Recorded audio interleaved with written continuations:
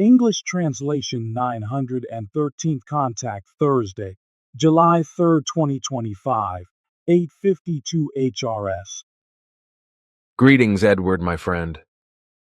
I'm glad to see you well and not looking as strained as you have been lately. Thank you, but greetings also, dear friend. You know, the last few days have been a bit stressful, because I had a lot to think about, which worried me. Because I had to deal with looking after a woman on the phone who... She called me several times, and of course it was my duty to look after her until she... But now everything is okay again. She has come to terms with herself, so there is nothing more to worry about. I see. And you are predestined to deal with these kinds of problems. You have done it successfully many times in your life. Yes, but we do not have to talk about that. Correct. But I do want to say that it would not be my own business to deal with other human beings' worries in such a way that they cannot deal with them themselves and even... Well, to each his own. And I also learnt what your grandfather Svath taught me, and I knew how to apply as a boy. For example, with Louise Meyer when her husband died. As a boy, I also worked with her on the smallholding, learning how to mow with a scythe, how to milk cows, and how to smoke sausages and bacon, which she did in the kitchen because she had a so-called smoke kitchen that was black and full of soot because she smoked in it. I remember that on the north side of the smokehouse, there was a 2-light window with 6 divided panes, which Louise cleaned meticulously to let light into the kitchen. The window was next to the exit door. Another led into the barn, and a third into the parlor, or living room, where the two of us ate zvieri, or vesper, or had our snacks together. The doors were well sealed so that the smoke from the kitchen could not escape.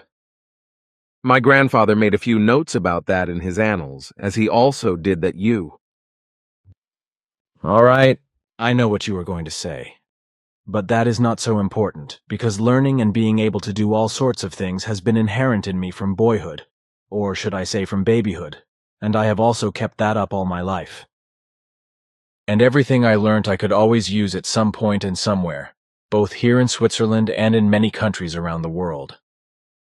But what I actually want to tell you is that I finished my latest book the day before yesterday and gave it to Bernadette for the first time for proofreading. When she has finished correcting it, it will be back with me to complete the corrections, after which it will be passed on to Christian and Daniela, and probably Bridget for correction work. Ava and I are still looking for a suitable title, while Piero then only has to produce the book cover according to what the two of us decide. You can view my entire work here on the computer if you are interested. I would love to, that is what I want to do. Good, then look here. Wait, yes, here. There are 127 pages, which in the book is probably a little over 300 pages. It is not necessary to read the whole thing, but I think you just have to look at the structure of the articles. The whole book is about various things that need to be clarified and therefore also answer all kinds of questions and other things that are not really asked about.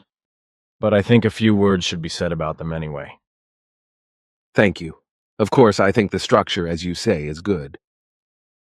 These poems here at the end of the book are the ones in which you and Ptah removed various statements because you had reservations about publicizing them at the time.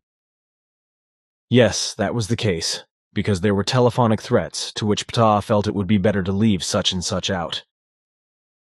You must have done the correct thing there, because I think trouble would probably have come out of it if you had not done what was really necessary. That was also counseled to us by Mr.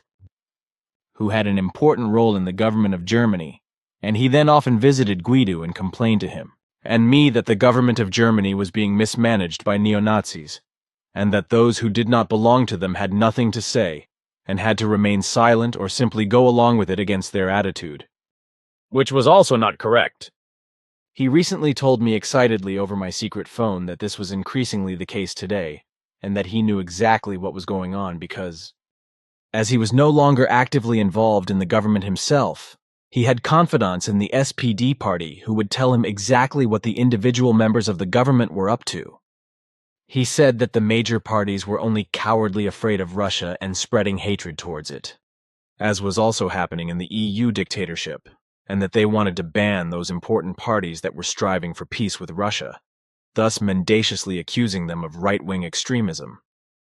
All the neo-Nazis in the German government and the EU dictatorship, and he explicitly mentioned names of key figures, craved war and at the same time were cowardly afraid and wanted to build up a large, well-armed army once again to wage war against Russia, as Hitler had already done. Top leaders in Germany even spied that the German army itself would intervene in the war in Ukraine. The political grandees of France and England would also join in, just as all these warmongers would encourage other European states to act in the same way and instill fear in them. The neo-Nazi pack of the SPD party, as he explicitly called the German government, as well as the EU dictatorship and the other European states, are on the verge and on the way to conjuring up a new world war, whereby the Ukraine war is also to be prolonged through a mendacious friendship with Zelensky and Ukraine, and with war-promoting arms deliveries. On the one hand, this is to justify their own war mania to the people, and on the other hand to wear down Russia, with America standing in the background and being responsible for this, which is waiting to be able to include Russia in its world domination mania. All this, but about that it is. Therefore, we should also not talk about it any further. Consequently, every word is too much and will be blamed on you. What I have said is only what Mr. Quetzal told me on the phone, so if I only repeat his words and do not add any things, etc. Even if I will not talk about it because I mustn't anticipate the future, your grandfather already taught me that because that would make the whole thing worse. As you know, I do not engage in politics myself, although I do take the liberty of saying what I realize and what arises politically. What I do want to say, however, is that I know very well that this war in Ukraine is largely not being fought by the Ukrainian and Russian military, but on both sides with many thousands of mercenaries from all over the world, including murderous Swiss, Americans, and Germans, as well as other Europeans from all the EU dictatorship countries. And the fact that vicious war crimes are being committed, as is also the case in Israel under the orders of the mass murderer Netanyahu, is not in question, but is being concealed just as much as what is happening in Russia. Only Zelensky and Ukraine are ever reported in a biased way, with reports on the damage caused there, how many people have died, and what has been destroyed.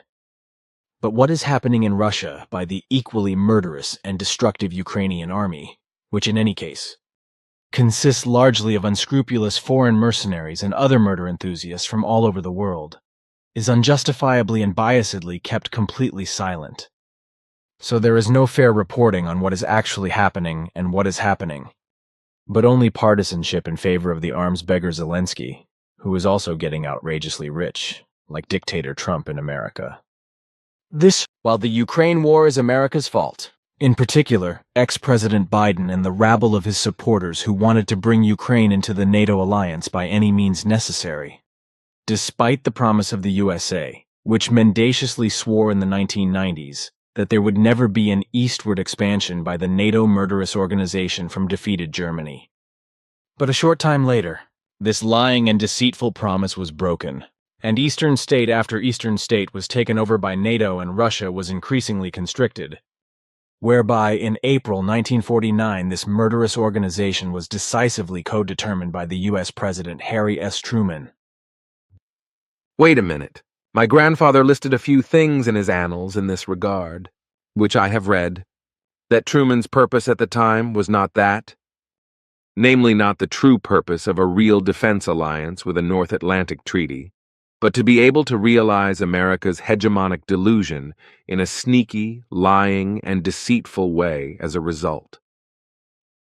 This in such a wise that all the member states that joined the NATO alliance, and that far into the future, would wage victorious wars for America, after which America could then establish itself in the defeated states. That my grandfather and you? But I do not want to talk about that because I already know what you're going to say. And that everything is true. I was already able to with Svath, but that mustn't be told openly, what your grandfather said back then. But that really should not be said. But it is true that the fellow howlers of those countries that have joined the NATO murderous organization are so simple-minded that, according to Truman's idea, they are all doing the warlike and other and secret, murderous and underhand and mean dirty work to achieve the goal of American world domination. And all the countries that have joined NATO since its inception are obliged by their lowly intelligent and simple-minded and idiotic murderer militaries and rulers, as well as other accomplices and supporters, to fulfill the American hegemonic delusion in accordance with the treaty. And if the rulers and peoples do not finally wake up from their stupidity and recognize America's true intentions and act accordingly and do not free themselves from NATO, they will soon belong to America, which has already brought about 38% of all countries under its rule, and where America is sitting in the countries. The same fate will befall the EU dictatorship, which the completely irresponsible horndogs in Bern also want to join. With their supporters throughout the country treasonously shouting pro and hooray, and agreeing to treaties being concluded with the EU dictatorship in Bern, without the consent of the people. This is something that has already seen Switzerland's neutrality badly demolished by the absolutely irresponsible and treacherous Bernese government. This is how Switzerland can be completely sidelined by further such absolutely irresponsible, treacherous and autocratic escapades of elements unfit for government, irresponsible, powerful and conscienceless people in the government. This is because, alongside them, the righteous co-governors have no chance of asserting their arguments for what is good and correct, or are simply scrounged over, which brings the whole country of Switzerland down in every conceivable respect. If the entire government in Bern and the authorities in the communes and cantons everywhere continue to muddle along as before, citizens will be increasingly restricted in their freedom by new and completely nonsensical laws. Ordinances, rules, regulations, and recommendations, etc., citizens will even be forbidden to vote and be denied the right to vote. The fact that citizens are even forbidden and penalized for doing the correct thing for nature, wildlife, their very own land and forest in the surrounding area, and are forbidden to do so with threats, fines, etc., or are punished for doing so and monitored by the police and secretly photographed, effectively knocks the bottom out of the barrel. And to bring harm and prohibitions against all reason, and worse than was the case in the old days of the bailiffs. But there is still something to be said about Switzerland, where, slowly but surely, more and more injustice is being done to the people, as I have already said, and the longer the more the people are being bailiffed, and this is being remedied before it is too late. And this must be done, if at all, without rebellion and in such a way through reason and rationality, but that the people revolt and defend themselves sensibly against it, and remove those evil rulers from the governments and authorities, etc., who are no good for their posts, but only cause mischief. However, whether the Swiss will ever do this is not questionable, but the answer is that it will never happen, because the sluggishness as well as the indifference and irresponsibility in this regard will ensure that this will never happen and that everything will continue in the old framework, and the Swiss people will one day be completely unfree. The so-called perpetual armed neutrality will also no longer be of any use to them, which has already been treacherously destroyed by Bern. What you say in this regard, I can understand that you denounce such things, because it is really not right for leaders to abuse their office, act contrary to the Constitution, and make high-handed decisions, which they are not authorized to do. As you have often mentioned in our recent conversations, this evil, which is becoming more and more prevalent, is already so advanced and prosperous that only a minority of the minority is aware of it due to the indifference of the people. This indifference of the people is not only related to the population of Switzerland, but to all peoples worldwide, as we have explored.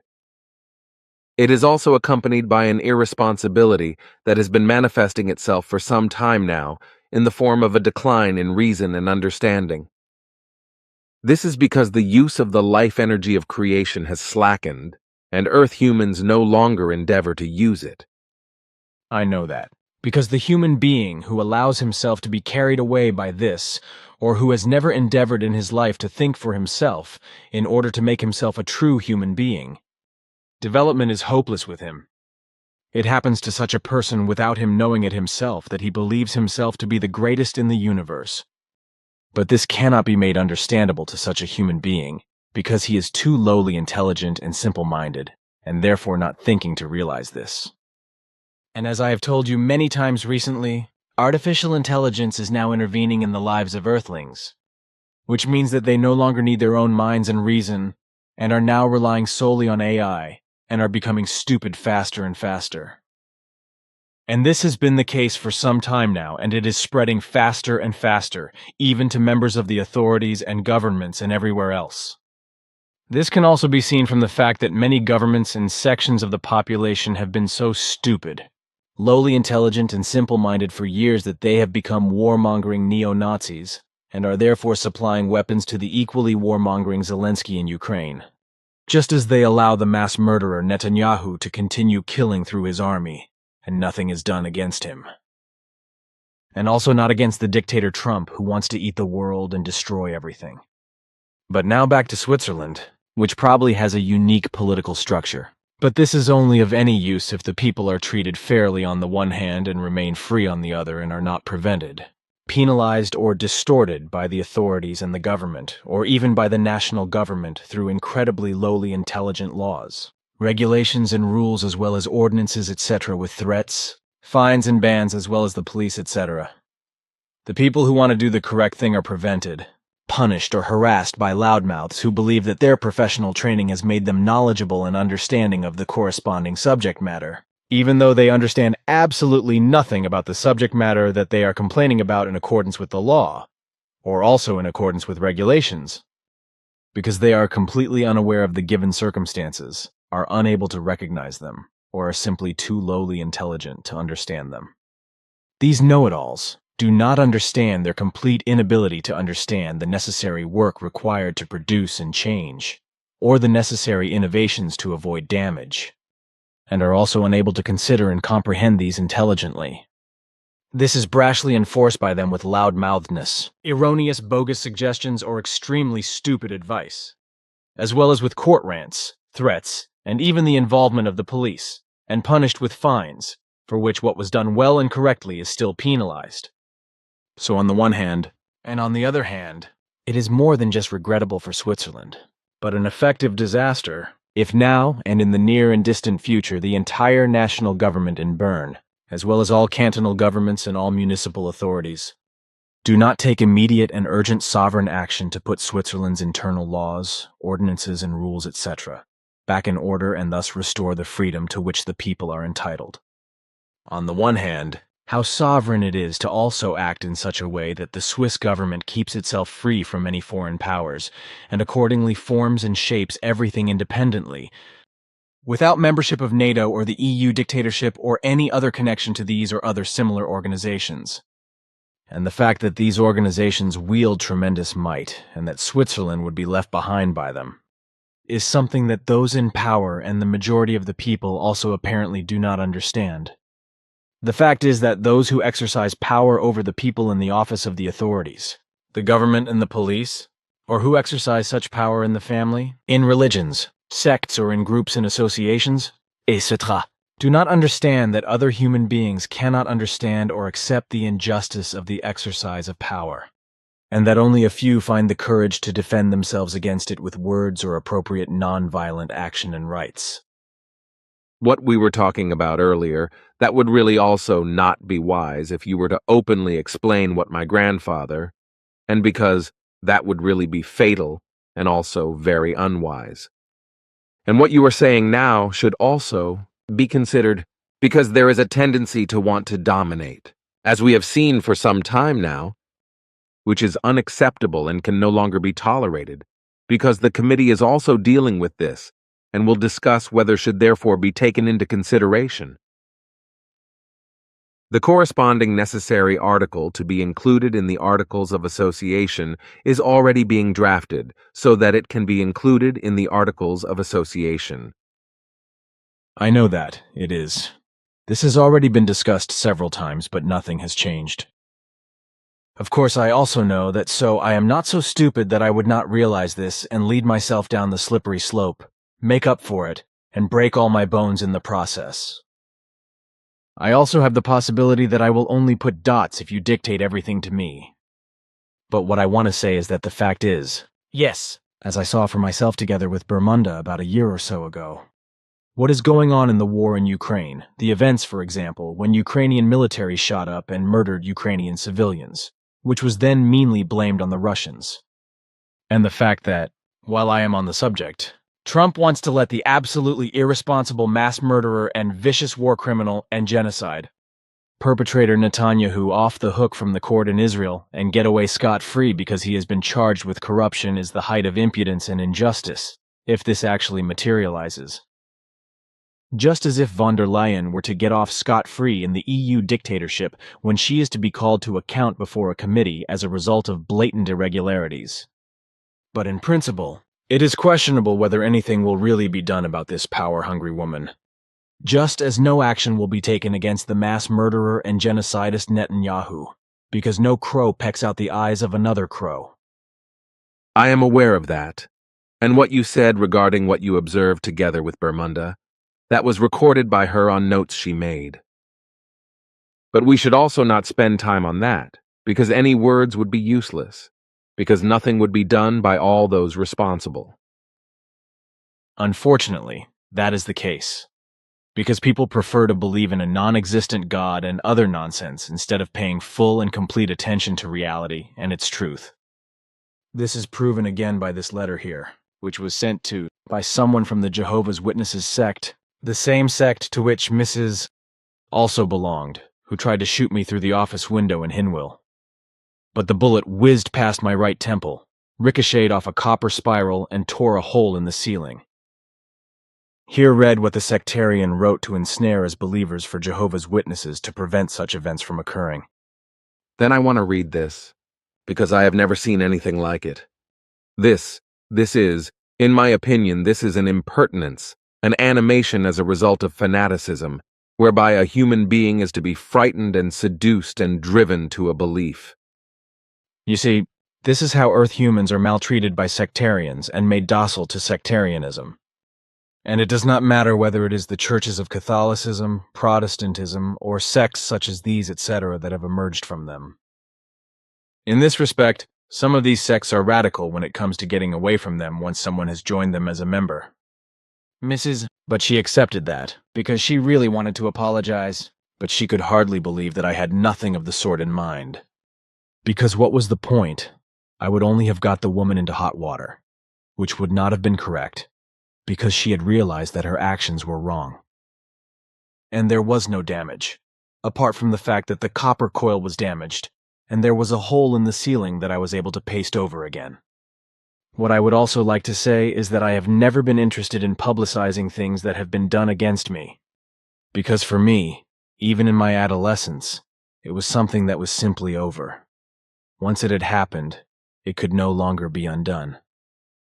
What has happened is what has happened, and can therefore no longer be undone. And what crazy people have against me and my views and think that I have to be removed from the world is their business. And I do not see how I could change their minds and their hatred, because their whole behavior and opinion is their own business, and they have to deal with it themselves. Well, she recently complained to me that she was still being harassed again and again by believers in this sect, and simply could not find any peace, which is why I advised her to move away and not tell anyone where she was going. She has now done that, and is looking for a new place to live far enough away, and she no longer has to work because she is no longer dependent on work, and also has a pretty good nest egg, as she told me. Your attitude to these attacks against you was already like that in your youth. As I also read in my grandfather's annals, and I am therefore aware that you were badly mistreated and beaten by people whom my grandfather also described as blind sectarians. As he also wrote, it was the case that you never told anyone about it, not even your parents. That is right, and the reason I did not say anything was because I knew that it was not my father, who was a good-natured and calm human being, but my mother, who would go berserk and lash out at all the evil sectarian rabble. But I wanted to avoid that because it would only have created more evil all round. But that is not important because all of that is now more than 80 years in the past. You think correctly with that, but what I now consider important myself. However, because we'll probably not engage in this impertinence of this letter, are your poems, which you wrote and set out and named as a young man in the 1940s, which will happen in coming times, like these poems here, which you have integrated into your book, and which I want to read as they are given unchanged in the original text. So leave them in my computer, as I am about to. Well, they are not actually prophecies because the originals of my unguided poems are probably predictions, but as I said, not prophecies. This is because, together with your grandfather Svath, I was able to see for myself what would happen in the future. This was only possible by traveling with Svath into the future and past. The various omissions or some remarks, in earlier years when published by the Figu, which were removed, because they were not permitted or not responsible at the time of publication and would have led to attacks by certain people concerned and to accusations, are now included in full in these poems, although I hope that they will not cause offense in some quarters and that there will be a thunderstorm as a result. However, it would be reasonable to expect certain powerful and big-snouted people in certain governments to feel affected. That may be, but let me read now, sure. Here's a line by line. Non-poetic. English translation, preserving the number of lines 44 lines, and the original flow and meaning as best as possible, without turning it into poetry. What will inevitably come to Switzerland? The shepherd boy must be cautious of a bloody gang of criminals. Evil comes quickly in sheep's clothing and brings with it heavy and deadly suffering. The inner peace of the country breaks apart badly, and then death and destruction will laugh. One day, the country will be shaken by anarchism, by hatred and evil religious fanaticism. A great wave of robbery will come unexpectedly, years of crime, murder, and strife. In many places, bright fires of destruction will burn, and life will become unbearable. Traitors in the federal government in Ben will destroy the very core of neutrality, thus foolishly creating enmity, while still pocketing large wages. And natural forces will destroy much, great forests, beeches, ashes, and pines.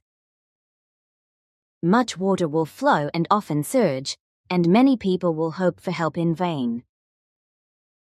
The climate will collapse, causing great damage, because people have poisoned it completely.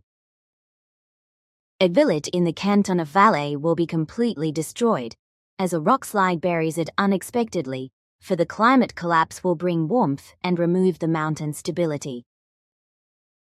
The earth will quake and lightning will strike, and fierce storms will rage. 3 people will die violently. This triple murder will happen in Zurich. Federal councillors will prepare for treason in a maliciously dictatorial European Council. In Ticino, a large forest fire will blaze, burning down trees, and this soon. Then a deadly epidemic will rage, bred in China as an act of revenge. Alpine land, beautiful noble Switzerland, land of shepherds, this will happen, and it will begin soon. A great disaster will strike the SBB, but misfortune will also occur on a lake. Heavy snow in its pure white coat will bring unspeakable evil, hardship, and suffering. Many people will experience hell on earth in a very beautiful, beautiful mountain valley. One city will face grim grey terrorism, another will suffer from foolish euphoria. Aviation will also be badly affected, as will road traffic and prostitution. Much death will come to many, and bees will flee from a place when hunger shakes the country, triggered by an economic collapse. When signs appear in the sky, many people will cry. That, people of Switzerland, is what the new time brings soon. Monday, February 9, 1946, 13:30 HRS Edie Meyer, Niederflax 1253, Bullock. What America brings for the future. First, with clear words, it must be said again and again. That it must be said up front that in the future there will be a path of lament for the future of humanity. with misery, distress, much death, and harsh pain. The peoples of the earth are divided by war. The world war of the Nazi Reich is now over, but now the destructive time comes over the world, with death and destruction, and evil befalls humanity. The whole East will be forced by America, bringing hegemonic disaster, acting as a deadly weapon of war. Much will be destroyed on Mother Earth, harshly and very badly, through America's hegemonic madness, a ruinous insanity noise. Because of this, the earth will tremble and inside tear apart the earth, and countless lives and buildings will be destroyed over decades. From America's hegemonic jungle, evil wars will come, murdering, robbing, destroying, and many will lose their lives. America reveals itself as an evil sign in the coming dark time. When its hegemonic madness cries for wars and world domination, when evil breaks out from its centuries-old power jungle, its greed for world domination creates a malicious war frenzy. America's greed for hegemony reaches even the deepest earth tunnels, and everything will be very bad as great quakes roll over the earth, when through hate and war, fire and explosions, evil rumbles. The air will be torn, tortured, it rises, groans and screams, and hostility will fiercely glow among humans worldwide. The hearts of many earthlings tremble at the blow of destruction, rising high at night, and also during the day. The world shakes and flares and blows in smoke, wrapped in foul-smelling death smoke. America's hegemonic madness is to be named, because the earth will burn all around, far into the next millennium, because through America continuously evil is secretly stoked, which all the world then feels. Monday, 14th May 1948, 2:16 America, Europe, and the bear from the east. America and the land of Europe will tremble, when from the east freedom comes with a firm hand, which is being suppressed by America and Europe. But they will be punished through a harsh lesson for the delusion of world domination they wickedly nurture, and with it place countries and peoples into dictatorships. America, built from the beginning only on deceit, will meanly continue to conquer the world with lies, to lead a dictatorship in the third decade of the next century, which will expand globally to gain world domination through radical lies, and Europe too will sink shamefully into banality in a shared dictatorship. While then in New Germany, Nazi-like figures, like before Isegrim, will at that time stupidly lead the scepter of the state and naively stir up another world war. Their ignorance and hunger for power will overflow. They will then call for killing through war hordes. They will wickedly spread only hatred toward the east, thus making Europe furious and aggressive against the bear. The bear will remain calm but act in secret, and this will cause insecurity everywhere. The bear will be in the distance, the one who brings freedom, breaking down all injustice and all unfreedom, which is loudly echoed in many voices in America and Europe, as well as in many other countries around the world. The bear, coming from the east, will destroy them and resolve all evil into peace and freedom. But it will last a long time until then.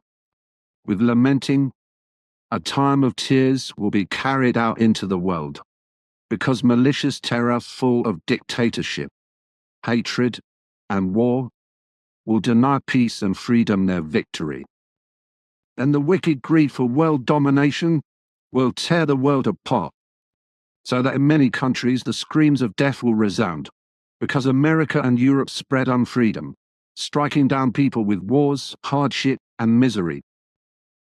The instigators of discord, whose actions are based on power, will be taught by the bear and made to understand that claims to world power stir up wicked unrest and lead humanity into death and ruin. Therefore the bear will tear apart all evil from America, and Europe will be promised the same. When violently from the world grabbing America wars destroy everything in the world, in all directions, when the same echoes from the European dictatorship and cries of murder resound wickedly in terrorism, then the bear will begin to bite into the unrest, and tear apart the wicked deeds of all Western powers.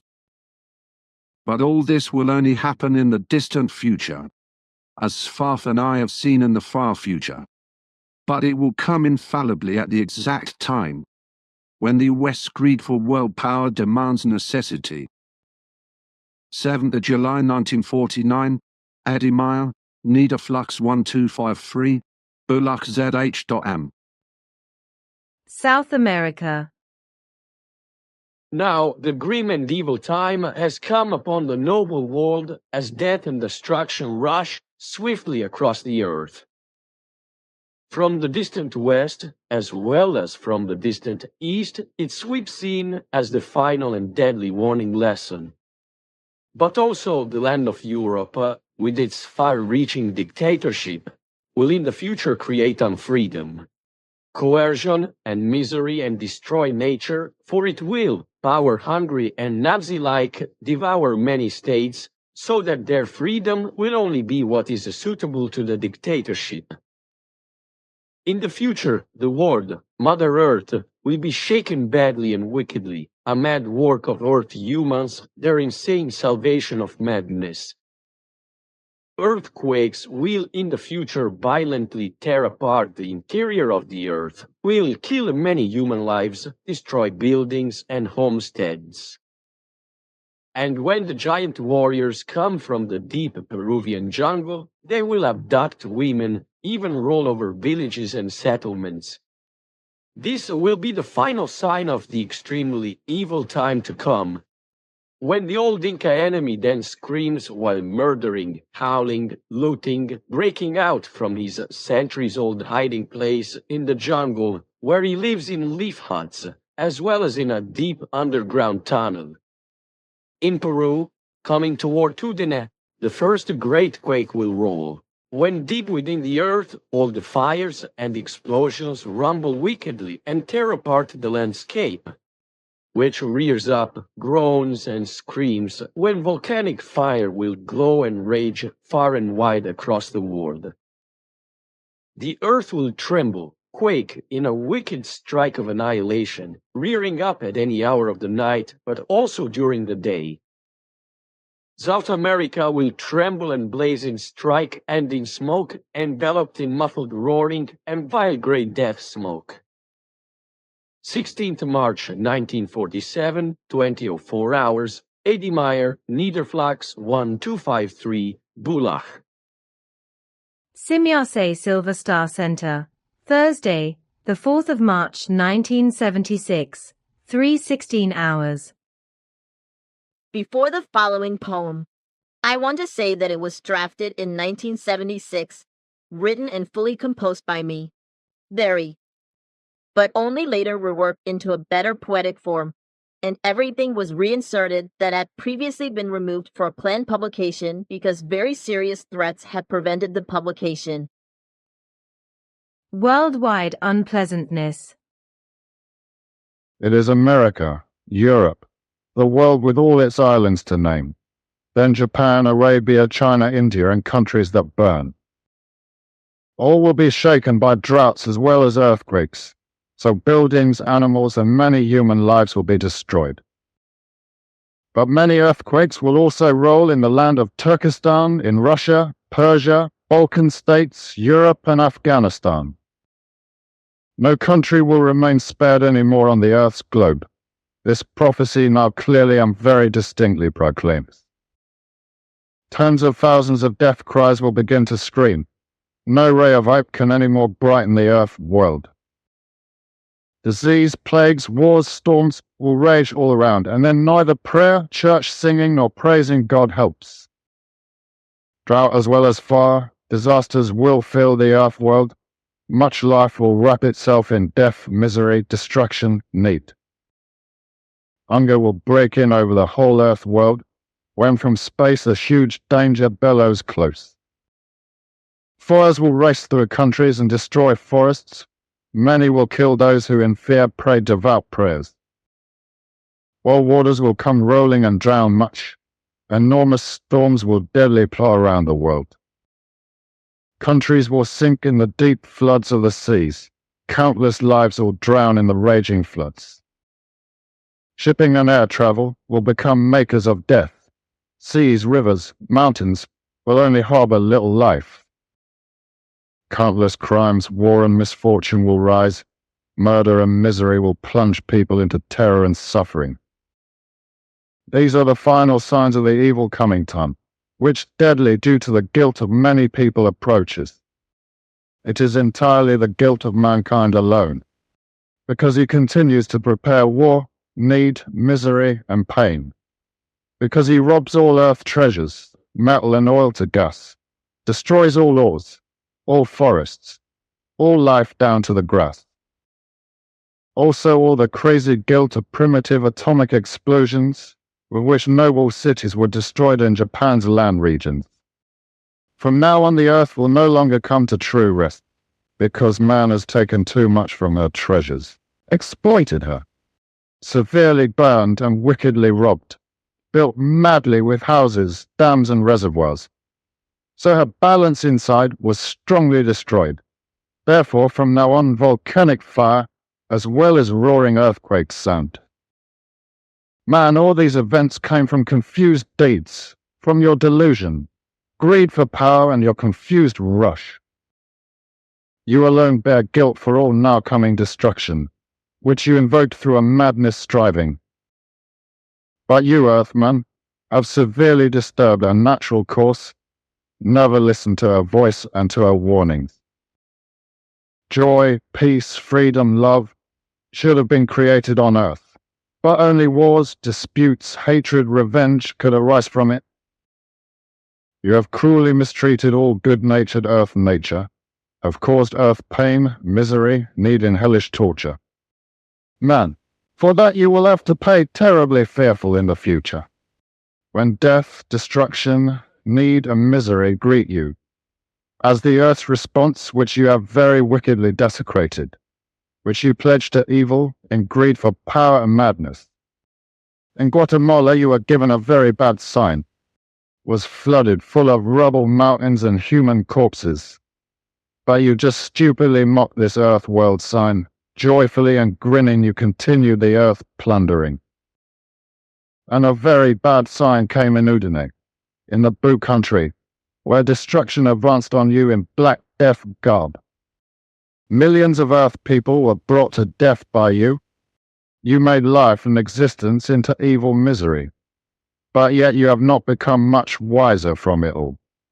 Never do you stop killing nature and the Earth world badly. You wrongly believe in madness to find consolation in a god, so you try even more to bind yourself to religious lies. Honor a fictional god, lying pope and religious fanatics. Thus despise nature and creation as a whole. Man of Earth, you bear the guilt of Earth events. If you had not paid attention to religion, you would have seen it. And if you had not been so greedy for money and power, you would have once read the ancient prophecies, which have long announced to you the signs of the future, brought by wise men who have proclaimed them so often. You, Earthman, have indulged in power and religion, and ordered misery, hate, lies and scorn to creation. Thus believed also the politics and sectarians their lies. You let yourself be exploited and deceived by them lifelong. Now, however, you will pay for it in very large measure, because now the door to destruction has been widely opened for you. The earth now takes revenge violently, rising up and loudly, because you have wrongly believed in religion, Pope, God and politics, through which you have slid into power and madness. Thus you have ridden yourself into need, misery and destruction. Nicely, you have already destroyed creation, nature, eradicated much in fauna, and flora extremely outrageously and irresponsibly bred humanity wildly. Since logic, reason and understanding have fled from you because the degeneration of lust and similar crimes, worse than bad whoredoms, starve into human minds. The earth is completely overflowed with overpopulation, and bad rulers want only power, money and was, torment all peoples with new laws and taxes, and constantly act for themselves for more power and money. And the enslaved humanity, will through its own stupidity lose its ever scarcer freedom due to its dullness, because the rulers will wield powerful guardianship when electronic artificial intelligence arises. Now has come the era of many signs of the times, when death and destruction rush terribly over the earth, because now begins the destruction of earth life, because all foundations of the tormented blue planet tremble, caused by the madness of mankind of this world, whose death screams now painfully ring everywhere forever. Man of the earth world, you have just wanted everything yourself, but the whole evil grey, violent destruction now rolls over you, because you never wanted to finally turn to the truth. But you always rushed only to lies, religion, and politics. Let yourself be driven by them to greed and lust for power, to grasp yourself in hatred, untruth, addiction, and murder lust. Through religion and politics you have been greatly exploited, are enslaved and become stupid, thoughtless hordes. Man, you shift your responsibility to a fictional God, according to the false teachings of all insane religious hoarding. But consider henceforth, man of earth, man of this world, when death and destruction reign everywhere on the planet, the responsibility for everything lies only with you alone, because you cannot ask a dear God about this. You alone are responsible, accountable for all events, because never will a God or Pope ever stand by your side. They are only there to cheat and exploit you wickedly, to wring your mind enslavement and madness to destruction. You yourself, Earthman of the blue Earth planet in the solar system, are closest to yourself in knowledge and right action, in law's approval. Therefore always orient yourself fully on the truth alone, otherwise even more misery, need and pain will come over you. You still can keep some coming bad things away, if you try now to act truthfully and rightly, but then you must move away from religions and politics, otherwise your bones will bleach in the sun's heat. The last one here, from 1976, which you were still working through. Some things have really happened so far, but there will be more in the future. But I would like to elaborate on this one, this advance, a little more precisely, but I do not want to formulate it with you until later. That is the case and will also be the case in the future. If you want to formulate it a little differently here, we can do that. But all the poems that I wrote while I was still at school, there are a few more than these, trigger bad memories in me, because I tried to get them published in newspapers.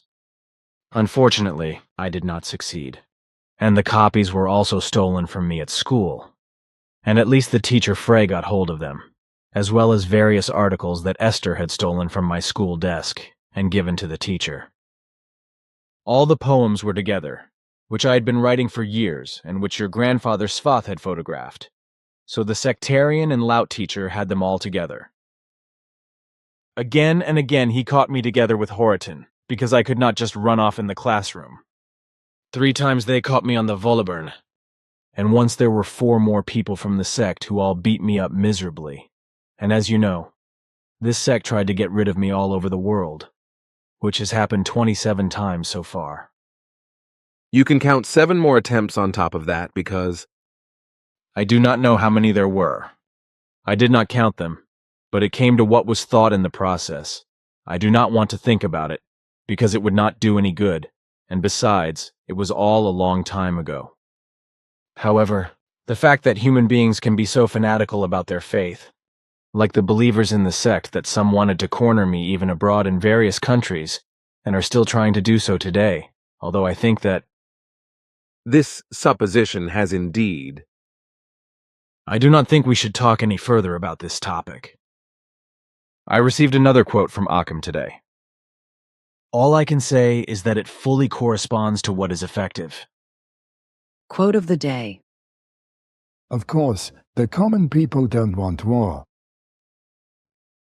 But after all, it is the leaders of a country who determine the policy, and it's always easy to bring the people along, whether it's a democracy, a fascist dictatorship, a parliament, or a communist dictatorship. That's very easy. All you have to do is tell the people they are being attacked and denounce the pacifists for lack of patriotism and for exposing the country to danger. This method works in every country. Hermann Göring, Nazi criminal source, the Site.net 1.7. 2025.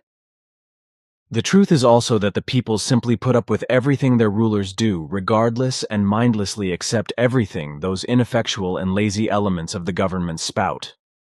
Namely, those who, in fear, cowardice, and their inability to fulfill their office, are morbidly intelligent, selfish, and greedy for power, with horrendous remuneration at the expense of the people's tax money, promote nonsense and even discord, strife, and, in their fear and cowardice, war, destruction, and ruin. The state-run murderer organizations, that is to say the military, have to answer for this, in which the armies are set upon other peoples in a murderous manner, and this in turn is financed by the people's tax money, so that they have to pay high taxes for their own murder.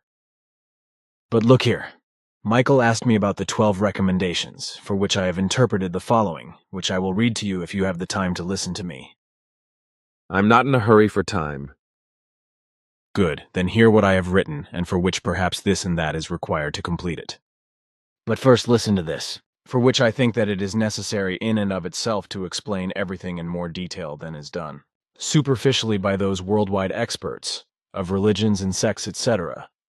These recommendations in their actual values are humanly created guidelines, which are supposed to originate from a God, but which are completely natural and which exist universally in Earth humans and also in various forms of different genera and species of human likeness. Thus, the following results from my point of view and my understanding, which is to be explained once in an understandable form. Which I think you are very capable of doing, unlike those whom you call professionals, but who are clearly not capable and able to explain everything correctly, and also lack the necessary knowledge. Basically, billions of human beings follow beliefs of various kinds. Just like the 10 billion or so Earthlings who, because of their delusional beliefs, consequently only have a false way of thinking and cultivate assumptions. But now listen to what has emerged from my answers to the questions about the 12 recommendations, starting with this. Fundamentally, it is first of all necessary to explain generally and thoroughly what creation is in all its values, as well as in the reason for its existence, as well as energy and power. What creation is such is in and of itself. Checked for correctness. Svath Sunday, 6 February 1949. Eddie Meyer, Niederflachs 1253.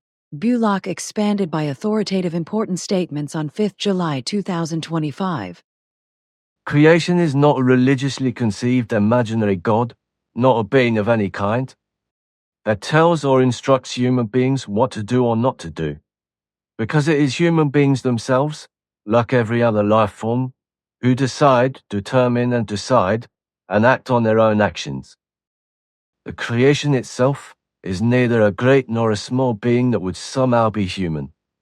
Human-like, divine, determining, directing or guiding all events of all kinds, and would realize them effectively, or have them realized by human beings, etc. The creation is not a being of religion. Creation is not an essence of religion, a word that is etymologically highly controversial, and whose meaning is not clearly defined. Even in very ancient times, the word religio was used on the one hand to mean binding back, while on the other hand, the Latin word for religion is religare, which means to bind, or to tie. However, Marcus Tullius Cicero, the eldest son of a Roman knight, interpreted religare as to read something again, and also as to reconsider. Note, the name comes from the Latin term "cisa," which means chickpea. Cicero was the most famous orator in ancient Rome, as well as a lawyer, politician, philosopher and writer. He was also known as a climber and upstart because he was the first of his clan to hold the office of consul, and was therefore referred to as Homo Novus. which also means new human being. This was in the year 63 BC, when Cicero held the consulship. At the time, he was the highest magistrate of the Roman Republic, and also extremely powerful, which is why he was able to put down an attempted coup d'etat by the senator Lucius Sergius Catilina, who tried to seize the might of the Roman Republic through the conspiracy. Cicero was then honored by the Senate as the true father of the fatherland, for defeating the attempted coup. Creation is what nature and the universe as a whole is. That which exists as a whole and therefore exists, but not a fantasized imaginary existing being called God, which is to be worshipped and is also worshipped by believers. Creation should be recognized as existing nature and simply respected, appreciated, honored, cherished and cared for, with honor and dignity.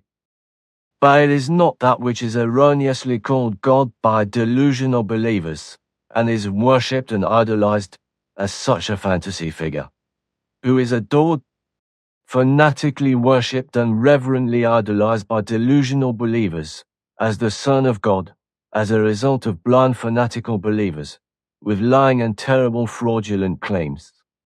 Something that should not be, however, because in reality and truth, Emmanuel, as the man was really called, who is falsely and fancifully called Jesus by believing fanatics, was an earth human who brought and taught the teaching of truth, teaching of creation energy, teaching of life.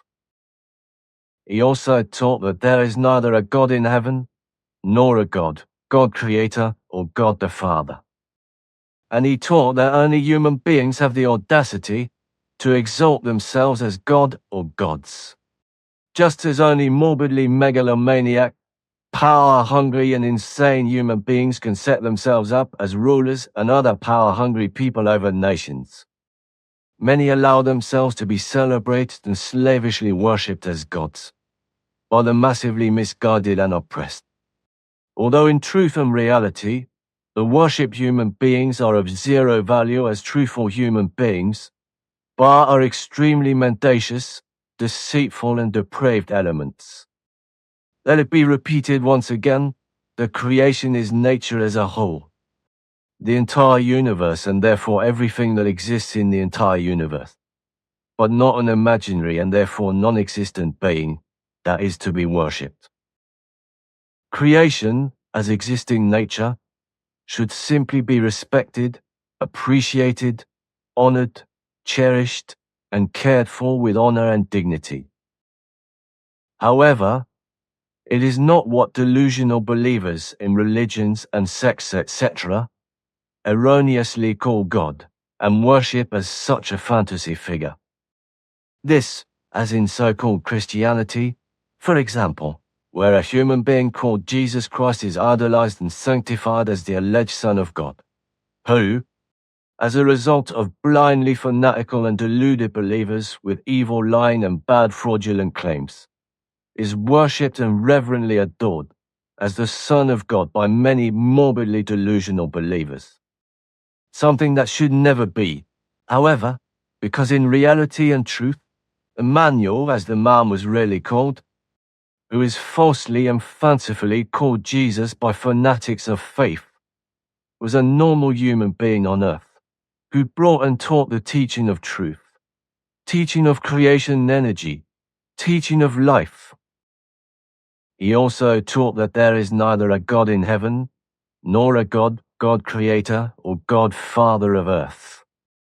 And he also taught that only human beings have the audacity to elevate themselves as gods or goddesses, as well as foreign travelers from afar who, out of pathological megalomania and greed for power and as madmen, set themselves up as rulers and other power-obsessed people. Many allowed themselves and still allow themselves to be celebrated and slavishly worshipped as a god by those who are massively misguided and oppressed by faith. Although in truth and reality, the worshipped are worthless as true human beings. And it should be said again and again, there is no heavenly God, God Creator or God Father, etc., because such a figure and thought hallucination corresponds in any case only to a completely worthless, imagined and fantasized figure, which is always invented by completely unreal and misguided human beings and worshipped in a delusion of faith, pleading and hoping. This also applies to other gods. That believers in religion and sects or other delusional believers in God stupidly worship a god or several gods and senselessly hope for help and blessings that they will never receive, unless the praying and pleading people help themselves, which they then attribute to their imaginary god in the bottomless roaring low intelligence of their delusional belief. Creation is neither commanding, demanding, nor begging, for truthfully creation is in reality and truth pure, autonomous, and independent nature, which allows everything to flourish and grow and become in its entire 7-universe space. This is given in a total of 7 different main dimensions in the same area of creation, whereby the Dan universe, as it is called by the Pleiaren from the Ankar universe, is our universe, while the 6 other and differently dimensioned universes, which are all in the same creation space, but as explained, differently dimensioned and outside the area of our Dern universe, are called parallel universes by Svarth the Pleiaren in the 1940s. These parallel universes, which each have a dimension of their own, and thus do not affect the other universes of creation, not only contain the dimension of their present according to time, but logically also countless dimensions of the past and the future, which, if the living beings, physical or immaterial, belonging to the respective parallel universe have developed, the ability and possibility to travel back in time, or to the future, and thus to break through dimensions of the future or the past. If they are even capable of doing so, like the Pleiaren from the Ankar universe, then they are also able to break into and travel through the various dimensions of the future and past, or also the present of the parallel universes. And again, it bears repeating that creation is neither commanding, demanding, nor begging or otherwise demanding, challenging, burdensome, difficult, grueling, or laborious, arduous, or burdensome.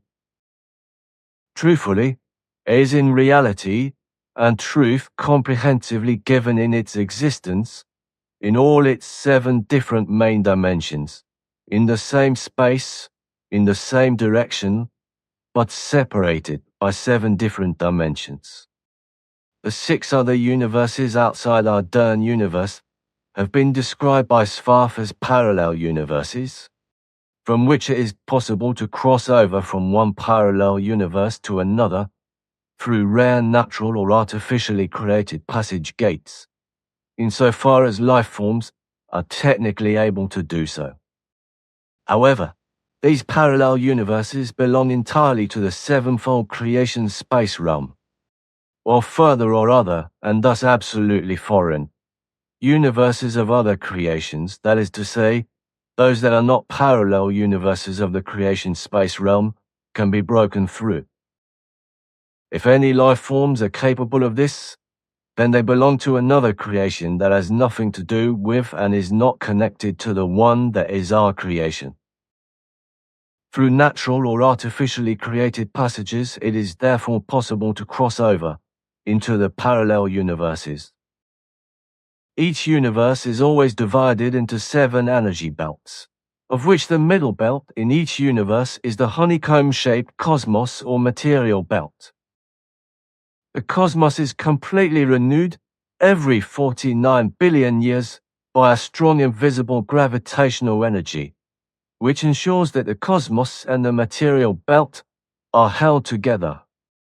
In this respect, in the center of each of the 7 other dimensional universes of creation, there is a cosmos or material belt, which is honeycombed and is constantly being changed by a completely invisible but all-encompassing strong gravitational energy and force, as this is given in 3 ways.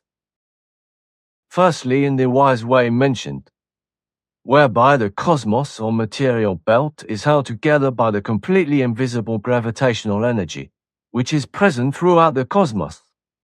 It is necessary to explain that the wandering and invisible gravitational energy is given in such a way that it moves continuously through the honeycomb-shaped cosmos or material belt.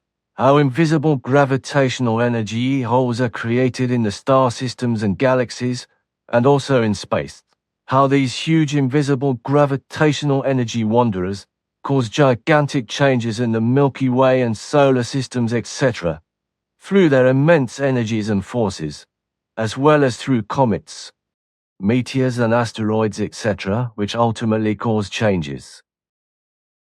This ultimately means that there is a constant change that alters and renews everything. Consequently, in the cosmos or in the material belt in each of the 7 universes, every cosmos or every material belt in each of the 7 universes of creation is renewed every 49 billion years. But there is also the third form of gravitational energy, which develops stationary, whereby this gravitational energy can create dark holes and attract and pull in space matter, asteroids, comets and planets, as well as small and large stars, or suns, whereby these can form in the middle of galaxies or move wildly through the respective cosmic space or the universe. They can form anywhere in space, which can ultimately give rise to something new again, when new solar formations and planets, etc., emerge from them. And this has been happening for trillions of years, ever since creation has come into existence through the work of the Absolute Absolutum, which also has to go through the same development as all other countless creations that exist in the endlessness of the infinite space of the infinity of Nihilo. This all happens completely naturally, and in the entire cosmos or matter belts of all 7 other dimensional universes of creation, nature, fauna and flora of all genera and species. That is to say, also all faunal and floral life in all cosmos and on all the life-bearing planets and moons of the 7 universes, continue to arise with their energy and power in an all-encompassing way. Everything is always and without exception myriad times brought to life when the viability of life is given on a planet or moon, etc., and then it also evolves, transforms, mutates, unfolds, thrives and takes effect, and allows everything to become, as it was created early on in primeval times, in a completely and emphatically neutral way, as well as predetermined by creation nature. Everything together in its myriad forms is completely incomprehensible to the human intelligentum, and also to the mind of human beings, no matter how highly, widely and knowledgeably developed it may be. So to repeat, all of this is completely natural, and in the entire cosmos or belts of matter, creation with its energy and power continues to produce nature, fauna and flora of all genera and species, and also all faunal and floral life on all the life-bearing planets and moons of the 7 universes. Everything is always, and without exception, myriad times brought to life when the viability of life exists on a planet or moon, and then it also evolves, transforms, mutates, unfolds and takes effect, and allows everything to become, as it was created and given early on in primeval times in a completely and emphatically neutral way. Everything together in its myriad forms is completely incomprehensible to the human intelligentum, and also to its mind, no matter how highly, widely and knowledgeably developed it may be. This, as well as everything else that exists in the entire cosmos, or the material belt, all suns, planets, asteroids, comets, stardust and the universe or outer space, in which electrons, neutrons and protons were fundamentally formed in the primordial soup, which developed over time and duration into ionized deuterium atoms and hydrogen atoms, etc., from which helium subsequently resulted through their fusion, etc. Before all this happened, there was only the nihilo, the nothingness, or the eternal and timeless, endless nothingness, before it emerged, which is inexplicable in human terms. That impulses from the nihilo resulted in a becoming or an existence of the absolutum forms, whereby a total of 7 absolutum forms or absolutum universes or absolutum levels emerge from it, which are to be described as follows: higher powers, gods, God, idols or so-called saints, conceived by human beings, can neither interfere in creation nor establish themselves in any other way, because such greatnesses or super greatnesses conceived by human beings would lack all energy and might, as well as all ability, to be able to do even one iota of the same as creation nature has been able to do since the primeval times of the sevenfold space of creation, still is and will be able to do until the distant future. With regard to the absolute forms mentioned, the following is to be explained. Absolutum forms, that is to say, absolutum universes, that is to say, absolutum creations, or absolutum levels, from the highest to the lowest. Sein absolutum, Zoa absolutum, Super absolutum, Creation absolutum, Central absolutum, Ur absolutum, Absolute. Absolutum from the absolute absolutum emerged as the lowest of all sevenfold forms of creation. The first 49 simple creations, which have all 7 belts, one of which corresponds to the material belt called the cosmos, which is generally known to human beings as the visible universe, with all its nebulae, comets, meteors, asteroids, suns, planets, moons, space and galaxies, etc., is known. However, the cosmos as a material belt corresponds only to the 7th part of the gigantic universe, because the other 6 belts, 3 on each side of the cosmos, consist of pure creation energy. All that my grandfather taught you in this regard from Nocedemian's teachings, you could never have learnt that at school. Of course not. And much of it could also not have been learnt at a college or university. But now I have something else that Michael asked me, namely about the 12 recommendations, which I mentioned, but for which it was necessary to explain a few things about creation first. But what I have to say about the 12 recommendations, of which there are many more, if these were observed, then there would really be no need for any state-imposed laws to keep order among human beings. Consequently, there would be no need for laws to keep order and the like, but only those that are relevant to criminal and criminal behavior, etc., and would therefore be punishable. Laws are also mentioned in the commandments. Consequently, these are not pure commandments, but effectively commandment laws, because everything is interwoven. That is indeed the case, but about that I have. It is not only you who have not, if I combine correctly what you wanted to say, namely that you have never thought about it. I guess Earthlings also have not done that since time immemorial, especially the religionists. To which, however, now that you have said it, it will be universally claimed to be a lie that it was very well considered. Never mind, because lying among religionists and the majority of Earthlings has long been a kind of passion, a passionate inclination, as is also the case with the media. But let us leave that, because now I want to move on to the recommendations and what I have to say next.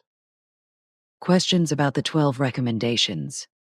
With regard to the given 12 recommendations, it should now be explained in more detail, in a responsible and brief way, what these recommendations actually contain as a whole, what they basically mean and what they are to be understood as, and how everything is really to be understood from them. 1. Thou shalt have no other gods. Goddesses, idols, or saints beside creation, for these were only far-traveled human beings who were erroneously worshipped by earth humans as gods, goddesses, and idols. Fundamentally, human beings should only absorb, accept, and register, store in the memory of their consciousness as effective knowledge what they can actually see, hear, feel, and perceive clearly and consciously in terms of sensation, impulse, instinct, or in any other effective way. This also applies to his conscious creation in his world of thoughts, in his feelings and sensations, as well as completely in all his effective perceptions in his entire physical realm, because only the real and thus reality itself is what is creational and thus natural, correct, and true. Every kind and form of belief, whatever kind it may also be, can never be consulted, for such a belief is never provable, but only reality and its truth. In this respect, therefore, only creation as nature with its energy and power is provable in all that exists in the universe and can be consciously recognized and proven as effective reality and as its truth, and can also be truly understood through understanding and reason. Creation as nature is therefore also physically tangible, palpable, and can also be perceived in terms of impulses and feelings. It can and should therefore also be treated with dignity and honor, not only in the form of contemplation and admiration, but also in the wise way in which it is protected and given careful care and attention. Creation, the true nature of everything that exists and of all the energy and power contained and at work in it at all times, through which everything and anything from the very largest to the most insignificant of tiny things is animated and can lead its existence, has no equal. Never and never could any being equal it, neither other might, gods, idols, or saints. No being has ever existed, and no being will ever exist that could in any wise equal creation with even the tiniest iota of creation nature. Even all the primitive endeavors of earth humans or other living beings in all universes throughout creation space will never be able to affect the work of creation with even the tiniest iota. What human beings or other consciously capable and thus developed beings of any genus, species, and form try to bungle an imitation of creation are, since time immemorial as well as at present and until the end of all time and existence, only miserable botched attempts through which they can never also achieve the work of creation nature in even the tiniest iota. This because the energy and power of creation nature can never be fathomed and also never be reproduced or imitated, no matter how great the endeavors and grandiose the attempts.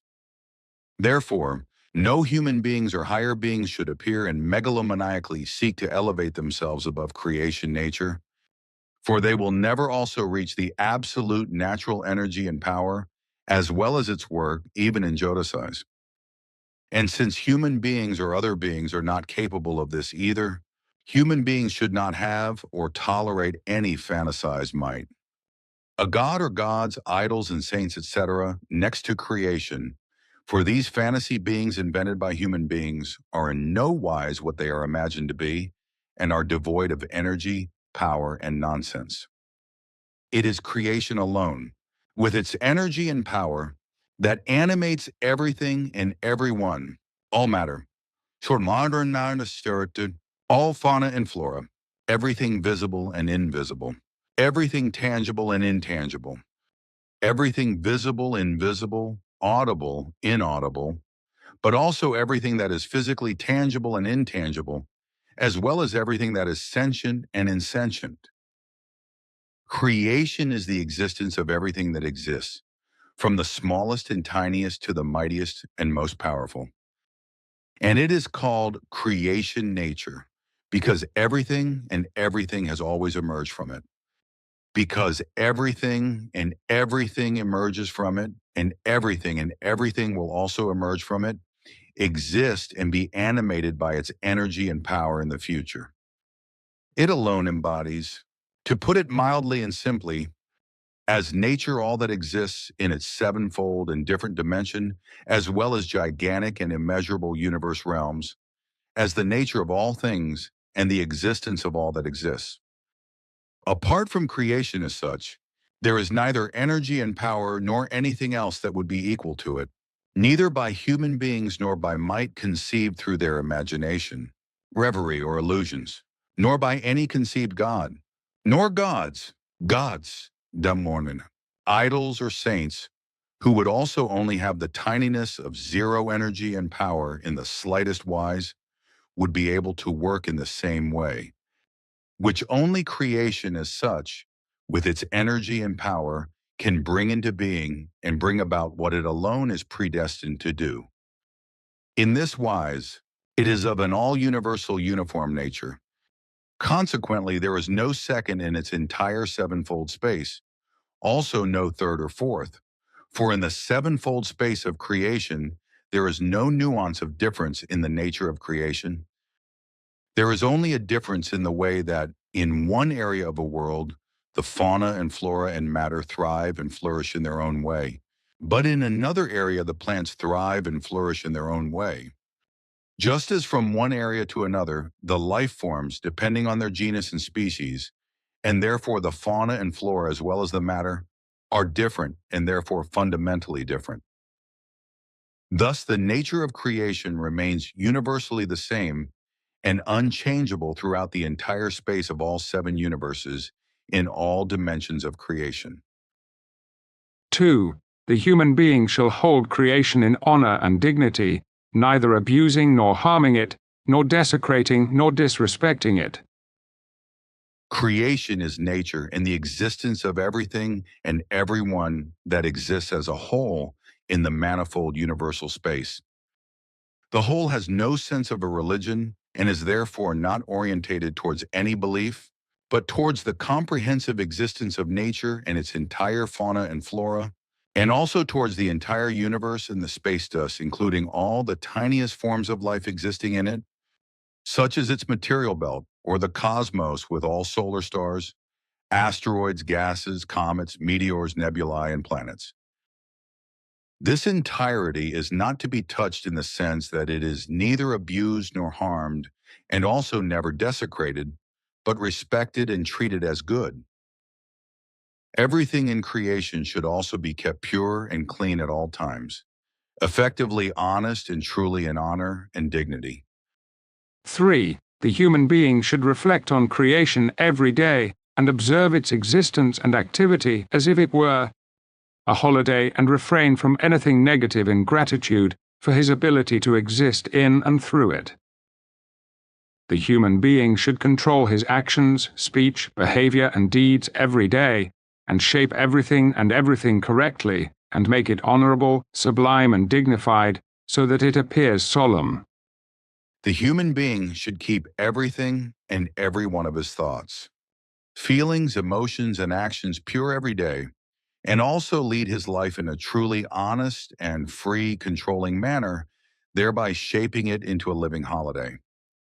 Life should be orientated towards peace and freedom in a constantly controlling manner, just as creation dictates in its nature, so that nothing wrong or contrary to life and nothing negative is cherished in thought and nothing of the kind is also acted upon. We should not think and act against the positive, but always only within the framework of the positive and righteous, not against the positive, regular, good and correct. The human being should constantly honor, appreciate and keep clean the positive truth according to the real and the effective truth, and thus do nothing wrong and do what? According to the judgment of the correct is given by the all-encompassing creation. The human being should always keep everything he speaks, acts ceremony, does in his entire behavior of every kind, in form pure and honorable, thus also in peace, freedom, love, and in all values of the good, positive and constantly oriented towards the contemplative, and consequently let his entire attitude be determined by calmness and gentle attention. The human being should therefore indulge in insight meditation and utilize the insights gained from it in daily life and existence, so that he does not oppose what is right, regular and specifically correct, and follows what is given by creation or nature, and is not wrong, and can be realized at his own discretion with his own energy and strength.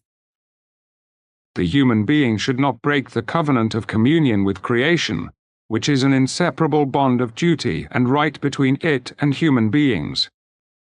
The recommendation is based on the fact that there is an indestructible connection between creation and human beings. All fauna and flora and all existing visible and invisible life, because creation is the existence and the energy and power of all that exists and thus of the energy of creation in general. It is therefore comprehensively nature. Its fauna and flora, all matter of every kind, just as it is also the existence and the existence of the cosmos in its very own energy and power of its manifold universe space. In this way, creation is the connecting pole of all being and non-being, as is also the connection between it and every life form existing in it. Whether it moves independently or is bound to a place, flies, flutters, runs, crawls, wins, swims, creeps, bores through the earth, trees, plants, etc., or digs and burrows through the ground. What creation provides and inevitably connects everything with it and its existence is all and everything of its energy and power, and therefore life or simply everything that creeps and crawls. The human being is first and foremost a part of this, and everything that is of its kind or similar, endowed with an evolutionary consciousness. Accordingly, creation and human beings together have a relationship of the closest and lifelong bond, whereby this is called marriage in the sense of human beings, which literally means community of life. But this is fundamentally a connecting state of creation with everything that has been created, exists, and has become effectively existent through it. That is to say, a direct connection that should actually be called a bond. In other words, nature, as well as everything else that is visible or invisible, tangible and intangible, and sentient and insentient that has come into existence. So all this is nature and all its fauna and flora, as well as everything that exists. Everything was already given from the ground up as an all-encompassing connection for everything and anything. So first of all, hermaphroditism for creation itself, this as its form of its great energy and power of evolution, which it fundamentally integrated into all its creations or into all its objects of the entire fauna and flora. The faunal life forms, mainly human beings, animals and creatures, etc., were thus created in a very specific way as hermaphrodites, specifically as female and male beings, who consequently exist with ovarian tissue and also with testicular tissue in equal or opposite gonads. The external genitalia as well as the internal duct structures naturally show differences between male and female. The actual genital tissues generally manifest themselves in all but about 8 to 10% of the various life forms in groups with a bisexual interpretation, which means that hermaphrodites or bisexual beings can also develop from them. The human being, animal or creature can also be intersexed, such as human beings, animals and creatures with variations in sexual characteristics and sexual development or intersexuality, etc. According to what has been explained, the human being has naturally complied with hermaphroditism at an early stage of his creation or incarnation, and has united and joined together as a male and female being, thereby complying with the creation requirement of evolution and further development as well as reproduction.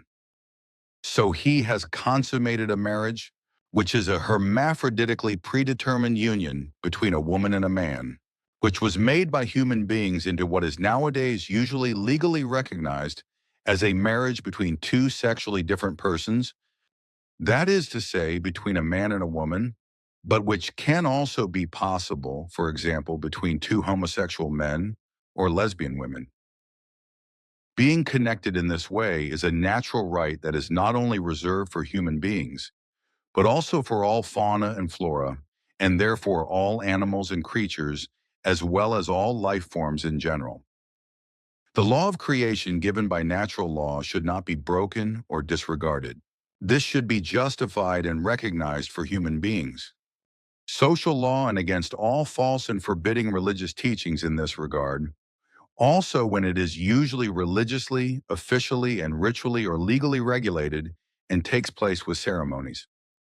The marriage union or concubinage, two persons of different sexes living together without being married and not having a registered partnership, but a marriage-like cohabitation, is unfortunately not legally recognized as equivalent to official marriage due to ignorance of the created nature of the natural union, which is fundamentally and naturally predetermined by creation, is a legally and socially recognized cohabitation of two persons, which is intended to be permanent, is a voluntary union, and is characterized by certain rights and obligations, and should neither be disregarded nor broken. Bearing in mind that every such union is predetermined by creation in this way, but cannot be regulated again in the event of Ausertung and is rendered unviable. For human beings, this means that if a marriage no longer works, for whatever reason, it can and should be divorced. In other words, a marriage should not be broken willfully because it is not only a personal decision, but is also creational, even if it is recognized by law, state, and society. Marriage is a voluntary cohabitation based on a voluntary decision by both partners to live a life together that is designed to last a long time, in accordance with the creational bond, meaning that it should not simply be broken on a whim, but only when there is a real need for it. The human being's marriage bond with creation is lifelong, and the marriage bond establishes certain rights and duties between the spouses, which are, for example, the right to mutual assistance and the duty of mutual consideration, as well as also the equal rights and duties of both partners. Note: Wikipedia, etymology. The word marriage comes from the Old High German oa, meaning law or provision. Wedding, also called marriage or nuptials, refers to the Old Germanic word herat, which means household provision or marriage. 5. The human being should show respect, honor, and appreciation to creation, which is nature and everything that exists in energy and power throughout the universe, and strive to nurture and care for it, just as he should respect, honor, and appreciate all life and its parents. The human being should show dignity and honor to creation, to nature, keep it in order, and thus cherish and care for it, because it is, together with all its fauna and flora and other existing things, the basis of all life and thus of all existence. Through the existence of creation or nature alone, through its all-encompassing energy and power, the life of all fauna and flora, all its countless genera and species, all matter of every kind, all waters, planets, asteroids, comets, outer space, and the entire cosmos and universe is possible. In accordance with the guidelines of creation or nature, which sustains all life in existence and is infinite in its myriad species, aspects, facets, genera, and forms, etc., for the still deficient human understanding, the human being should show due respect, honor, and dignity to everything. At the same time, he should give everything good care and nurture and offer everything such protection that it remains undamaged and protected from all dangers caused by human beings, from all decay, and also from every unnatural offense of human being. 6. The human being shall not kill his own kind, as in any Ausertung genera or species of animals, creatures, or other life forms. The human being shall not kill his own kind, for in many cases this is nothing other than murder. That is to say, any deliberate killing of human beings, regardless of the kind and wise, also regardless of how courts and human beings alone judge, and name each murder differently. And murder is the deliberate killing of human beings in any way, especially killing through war, as well as through terror, jealousy, and lust, hatred, punishment, torment, son, execution, sexual degeneracy, torture, manslaughter, greed, nanpito, contempt for human beings, etc. with regard to the killing of human lives, The range is wide and varied, so only the most important forms of killing should be mentioned, which are judged differently by the courts in terms of their manner and background. Some of them are listed here that only apply to human beings, such as negligence killing, thrill killing, pedophilia killing, greed killing, premeditation killing, cruelty killing, fear killing, insidious killing, vision killing, execution killing, concealment killing, wanton killing, affect killing, serial killing, rage killing, quarrel killing, addiction killing, pity killing, anger killing, confusion killing, desire killing, satisfaction killing, insensitivity killing, mistrust killing, revenge killing, possession killing, suicide killing, retaliation killing, pregnancy killing, torture killing, etc. The killing of human beings by their own kind corresponds to a malignant Ausartung and is in no wise something that creation prescribes, but something that corresponds to a malignity, as has been handed down since time immemorial. This has been the case for 9 billion years. When Nakademion in the ANKAR parallel universe announced the human being's behavioral teachings, which were also brought, taught, and disseminated in our DERN universe. Even in our times, human beings were taught thou shalt not kill, and not in Ausartung, which is to be understood as meaning that human beings should not consciously kill their own kind, which in every case, without exception, is nothing other than what corresponds to the term murder, which means that a human being is consciously deprived of his life and killed, which corresponds to Ausartung. If we get to the bottom of the origin of the term murder, we find Germanic roots in the term murtha, as well as in the Indo-European mer atur, which is said to have meant to die. By nature, according to creation, human beings are not allowed to kill their own kind, but only if they are fully aware of their responsibility to kill animals, creatures, and other life forms for effective food purposes. In doing so, full responsibility is to be exercised, and it is to be observed that absolutely every wise of cruelty to animals must be excluded and should never be practiced. Furthermore, this killing should be carried out with moderation and purpose, and consequently also not be practiced for meat. It should only ever be carried out as a result of the need to kill a lower life form. If this becomes necessary, and if such a life form is to be killed, if the necessity makes it necessary to use the meat as food. To kill a human being is in any case, and without exception in Ausartung, because he is a completely consciously thinking, and in this way a consciously evolving being, which clearly has within itself a creation energetic as well as an evolutionary capable. Creation life energetic with a fully conscious consciousness and subconscious, and knows that it should not kill its own kind. The human being is such a being that, in addition to the creation, life energetic consciousness, also has a physical consciousness and subconscious. While the lower life forms only have a semi-conscious consciousness or others, for example, an instinct life, impulse life, etc. Consequently, it is not given to these kinds of living beings that they can think and evolve consciously, and also not according to reason, which means that killing, harming, or injuring their own kind, as well as other kinds of life, is usually inherent to them. Humanly, in the rarest case of self-defense, it can happen unintentionally under certain circumstances that harm, injury, or death is caused, which is then generally to be considered an act of self-defense and should not be punishable, just as any unintentional killing in this respect. Consequently, if it is then to be judged, it should be considered unintentional and exempt from punishment. This tertiary Yamayuan, however, just as otherwise and contrary, every intentional killing of a human being is murder, every killing without forethought and justification, but out of recklessness, no matter how, where, and when, is to be judged and punished as reckless killing.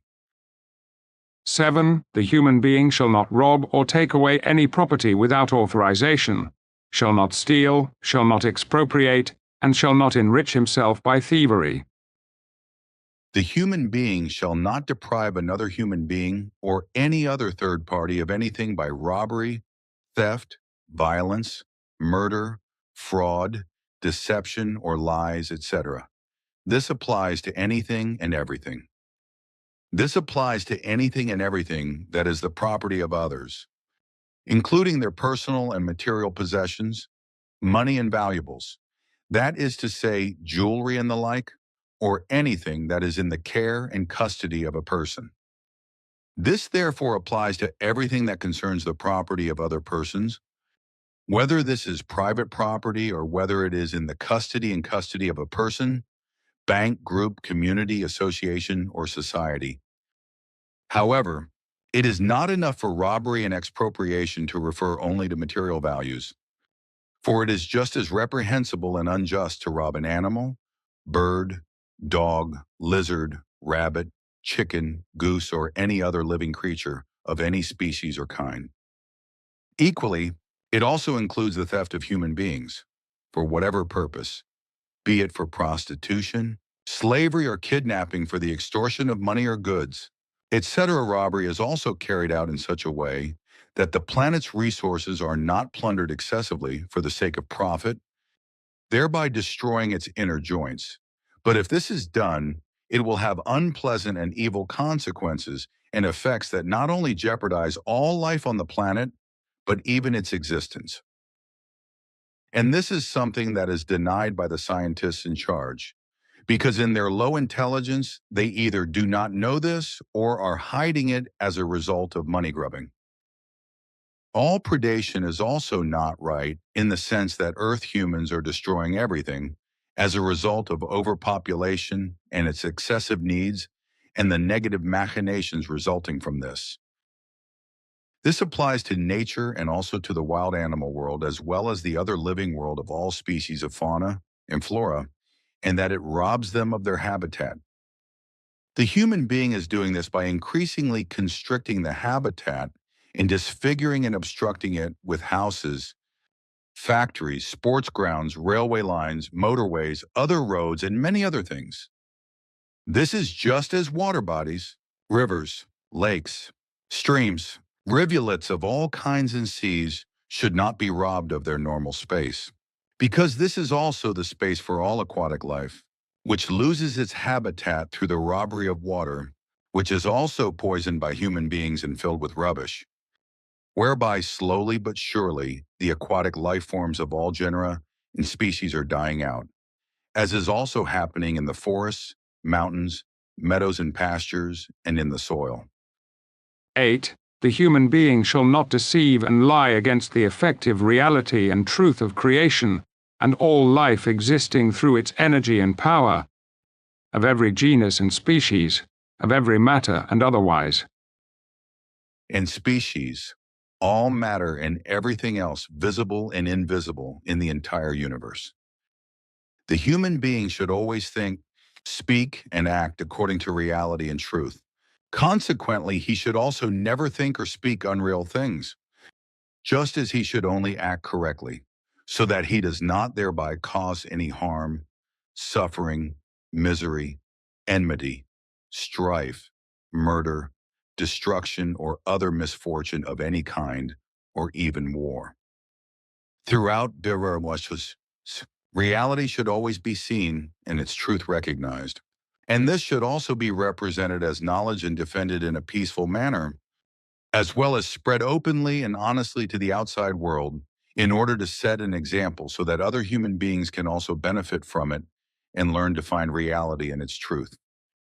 The human being should therefore also lead his thoughts, actions, and life in accordance with reality and its truth, from which he is able to recognize that the reality and its truth of creation is the energy and power of all that exists in universal nature in a wise and unseen way, and not in any way a god, a higher might, or the like.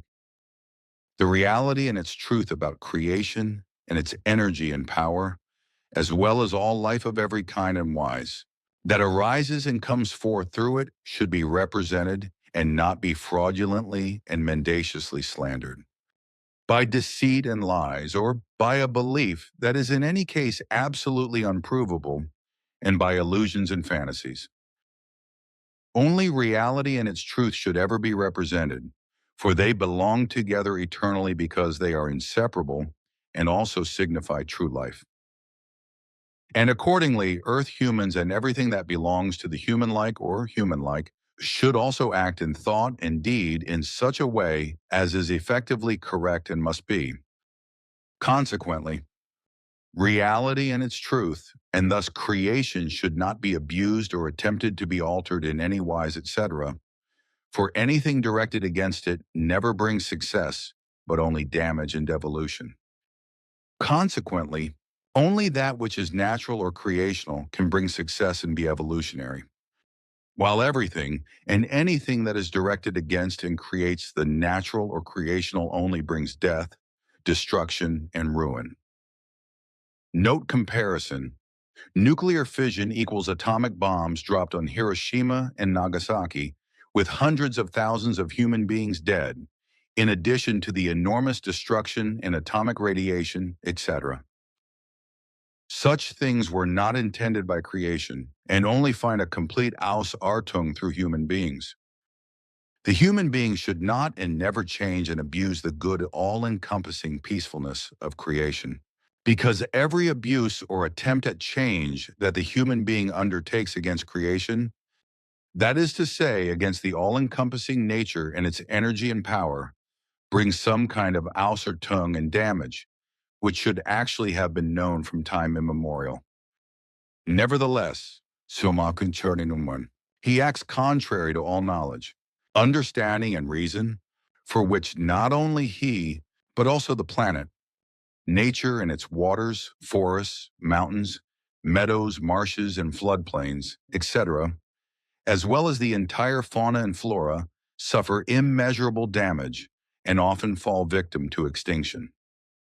But the human being, in his ever-increasing delusion of self-importance, indifference, and irresponsibility, does not think about this, as a result of which he has bred a planetary overcrowding of humanity, an overpopulation that is destroying the planet, the entire creation with all life and everything else that goes with it.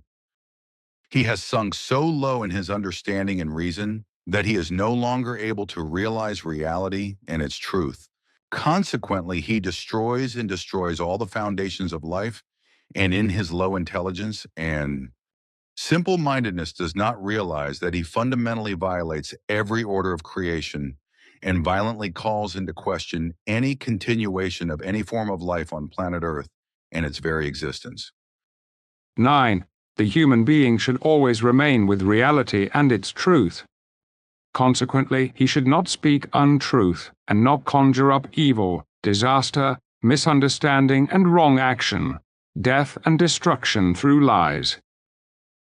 The human being should not speak the great evil of lies and other untruths, but should always cultivate the truth according to reality. Lies of all kinds quickly lead to a habit, whereby the human being becomes more and more deceitful and falls more and more into dishonesty, which extends not only to lies, but also to behavior and dishonesty in general. Lies are not only used to disguise and conceal reality and its truth, but also to deliberately misrepresent it.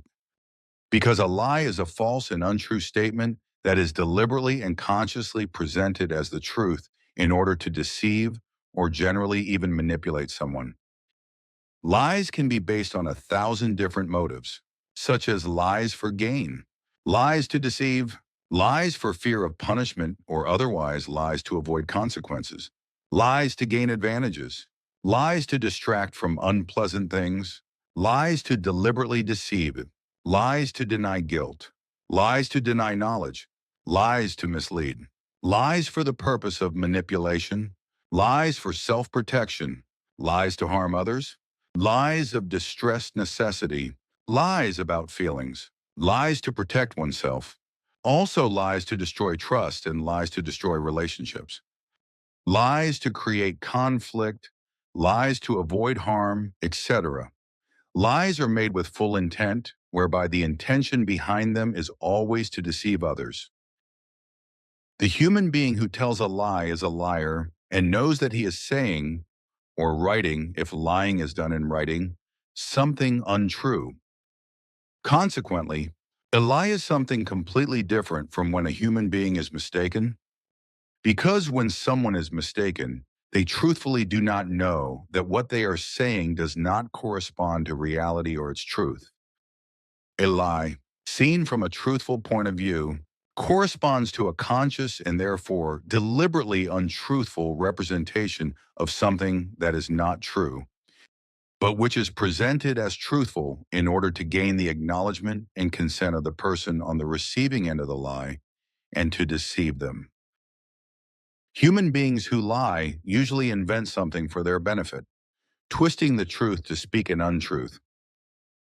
They deliberately deviate from the truth when they lie and say or tell something that corresponds to a lie. And passionate liars, both male and female, who brazenly tell lies, also tell them uninhibitedly when they know that their listener will recognize the lie immediately. So in any case, a lie is always and without exception a statement that human beings make fully consciously and with a certain justification, and which is labeled as a fistful, mean, smooth, coarse, vile, or sophisticated lie, depending on the circumstances. The human being should speak truths in accordance with reality. Then everything to be said should be said as clearly as it also corresponds to reality and its truth. The human being should never consciously dare to distort the truth in a lying manner, because this leads to quarrels, strife, misunderstandings, hatred, murder and manslaughter, discord, and even war. The human being who accepts and understands something correctly, but misrepresents it due to a lack of the necessary means of expression, and therefore expresses it incorrectly, is not lying, but merely the inability to explain something clearly. Therefore, human beings should always endeavor to explain everything in anything in an understandable way so that the human being understands everything correctly, whereby it may also be necessary under certain circumstances to discuss and inquire about the matter in question in such detail until the facts are clear and no misunderstandings remain. 10. The human being should not indulge in covetousness, and should not covet his neighbor's possessions, goods, or treasures. The human being should not be covetous and should not covet his neighbor's possessions and goods, nor should he also covet his neighbor's treasures and other possessions. For all that is his neighbor's property should be untouchable and safe from foreign hands and remain as his possession. It is all his acquired and earned property, money and his belongings, his wealth and possessions, and should also remain so. For him it is positive, beautiful, super, great, advantageous, and impeccable, and this must also be accepted and respected. The human being's property is his possessions and goods, which means that everything that belongs to him is considered his property.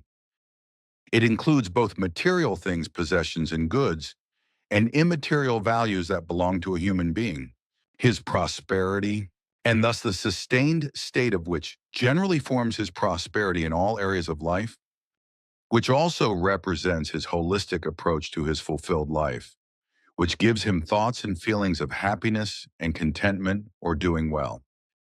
The property acquired honestly and through labor testifies to the prosperity and industriousness of human beings, as well as to the prosperity and well-being and a certain economic boom or overall increase in the development trend of a well-managed house, which proves that it is not shrinking and not stagnating and therefore not impoverished.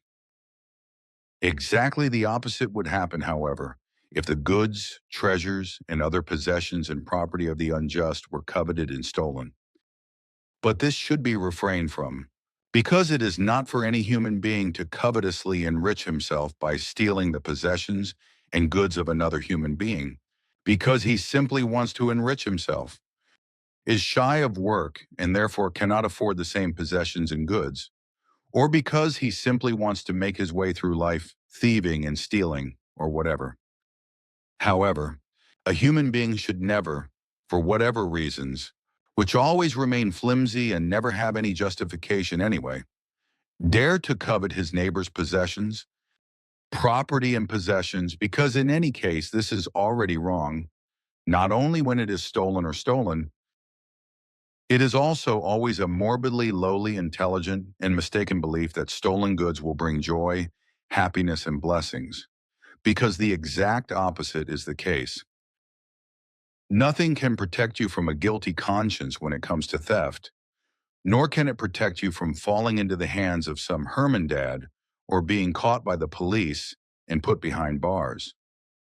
The desire for foreign possessions and goods is nothing more than a lowly, intelligent, and simple-minded conceit of a human being's illusory thinking that he is perfectly happy and satisfied with something stolen, because if he succeeds in stealing, his desire and covetousness grows all the more, because the successful theft encourages him to repeat it and to steal more and more, so that he covets, desires, and steals again and again. And this continues until there is a crash and the police put a stop to the theft addiction.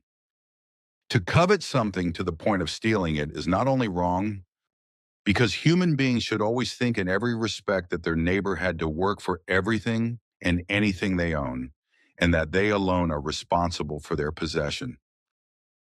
But if another human being sees something in someone else and wants to possess it, then he has to work for it himself and buy something similar in order to come into possession of what he desires.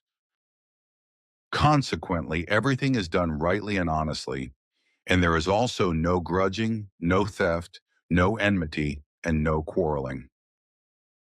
This also prevents theft or any other kind of theft, as well as anything that could lead to acts of violence, murder, or manslaughter.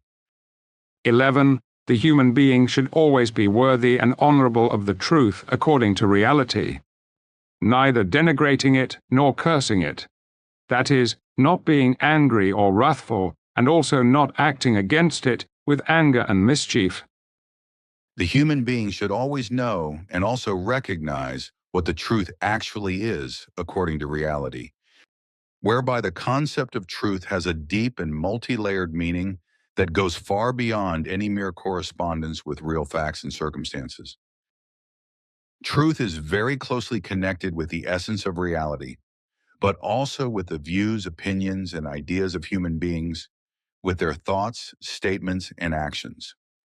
Truth often also means sincerity and therefore honesty to the human being, as well as faithfulness and reliability. So a very specific human beings with whom a relationship of love exists, as also with other human beings with whom a closer connection is otherwise given, as also with human beings who live according to a special will or system, etc., which was decided together.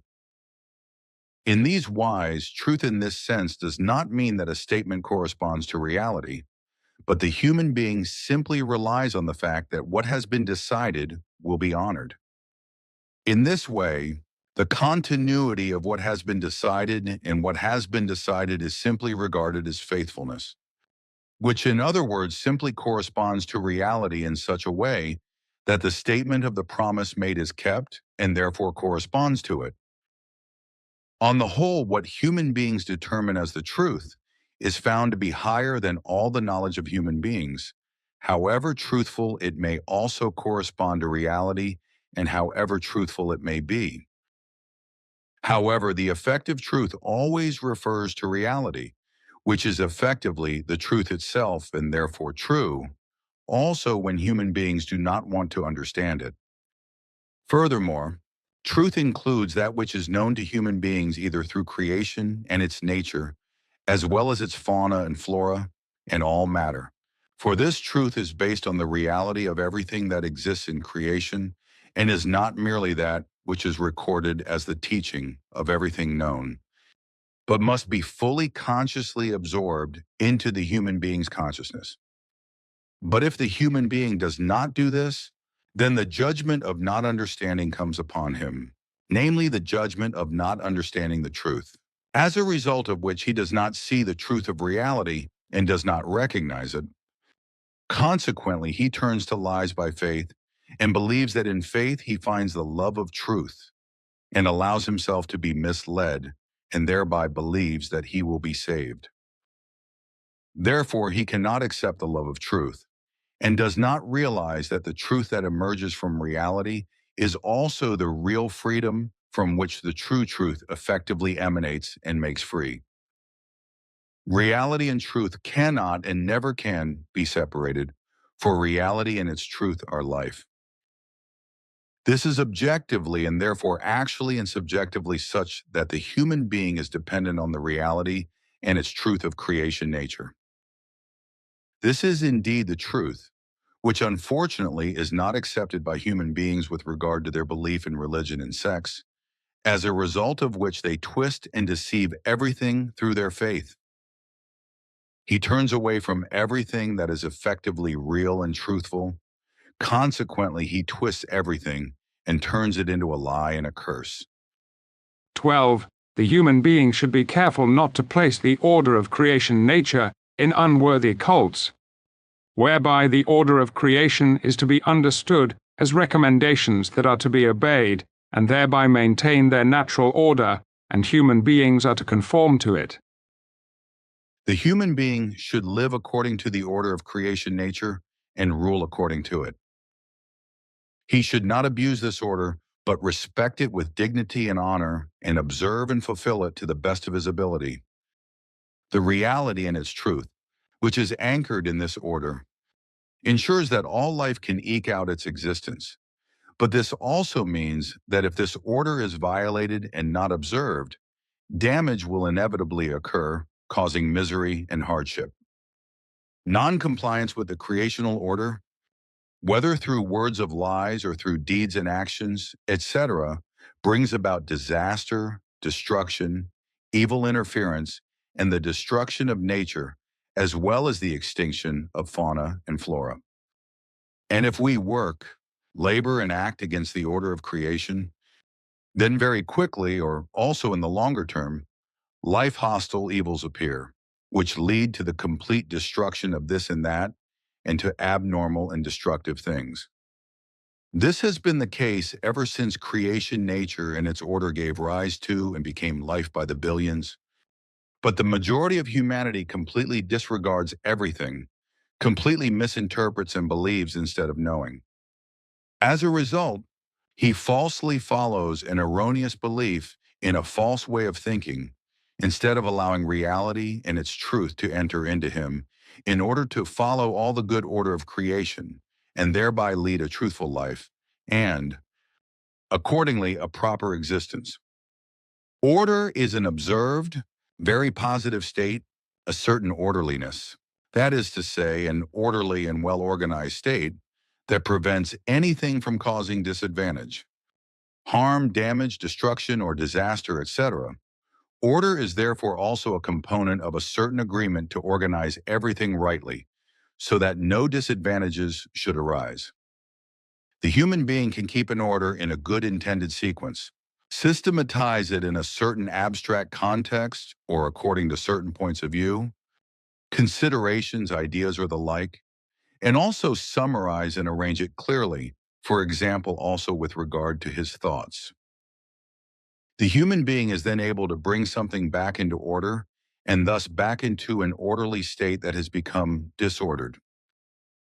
This restores an appropriate or necessary order in the correct wise. The human being's material order is contrasted with the creational order, which is to be interpreted in such a wise way that the idea of creation is at the core of the order, namely that the order, not in the sense of the human being a static arrangement of things, is protected by a creative process, which is a regular development and flourishing as well as an effective becoming. This implies that the order of creation is not only predetermined, but is a nature-controlled active design. Consequently, innovations also take place, and the creation of new structures can be brought forth. As a result, Processes take place that result from the application of new naturally occurring changes.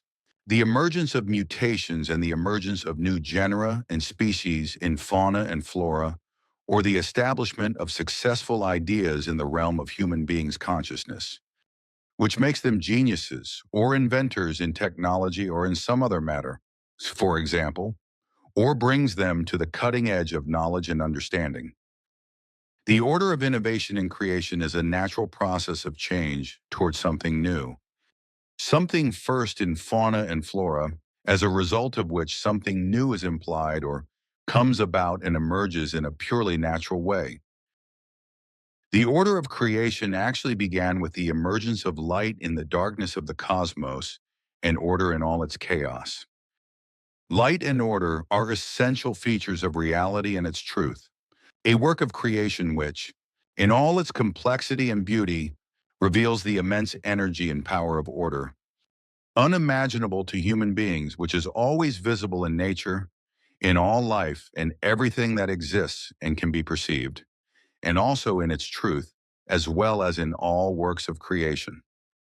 Human beings have always been able to see and experience the balanced, peaceful might and greatness of creation and perceive its irrevocable order.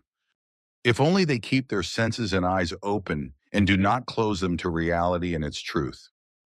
However, if they continue to follow from the ground up a false, deceitful, erroneous and confused belief in a fantasized imaginary God, and do not cultivate their own thoughts independently, but continue to indulge in their illusory thinking as a result of their lying and deceitful belief, they will never see, recognize, and experience reality and its truth, but will remain slaves to lies and deceit. The human being is created by the eternal and everlasting order of creation and is a part of its unbreakable order. Therefore, he should be a partner of order for the permanent maintenance of its order and never place it himself in unworthy cults or even try to integrate it into such. And this should be a lifelong recommendation for human beings, which they should obey and thereby not only see reality and its truth, but also live it. In explanation according to the ancient teaching of Nakademion from the Ankar universe, the recommendations described in detail in the teaching of truth, teaching of creation energy, teaching of life are given as these were brought to earth and taught by early heralds, but were maliciously shortened to a minimum and also falsified by later self-appointed recorders of the teaching. The following 12 moral recommendations, which are now available and given in detail for human beings on earth, are the most important and are given in accordance with what is to be explained in detail at the present time. Connection to the given recommendations. Faith means a confusion of chaos, of fear and darkness, of truth, of lies and deceit, of confusion and destruction. Faith includes enmity, war, death, and murder through hostility to religion, as the Hitler War proved. And through the program of faith, superstitions of many different kinds have also been evident since time immemorial, such as devil cults, witch hunts, witch burnings, and other witch executions, as is still common in certain African countries and in India, etc. But other evil and wicked religious cults also claim human lives in cruel ways, with torture leading to death, as was common in religious wars in earlier times. And the characteristics of religions and their beliefs and programs have not only left their mark on all Earth humans over the centuries, but have also been preserved for humanity to remember through written traditions.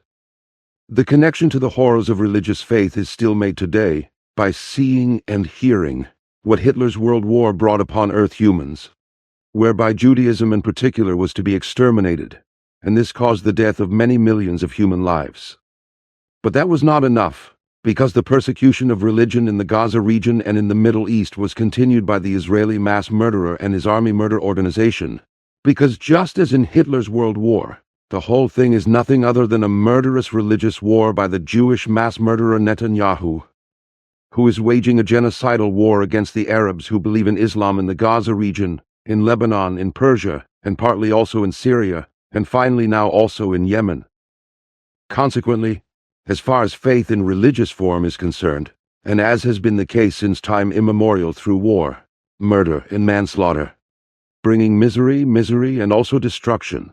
This humanity stultifying achievement continues to rage en masse, so that this absolutely devastating death virus clings to Earth humans to this day.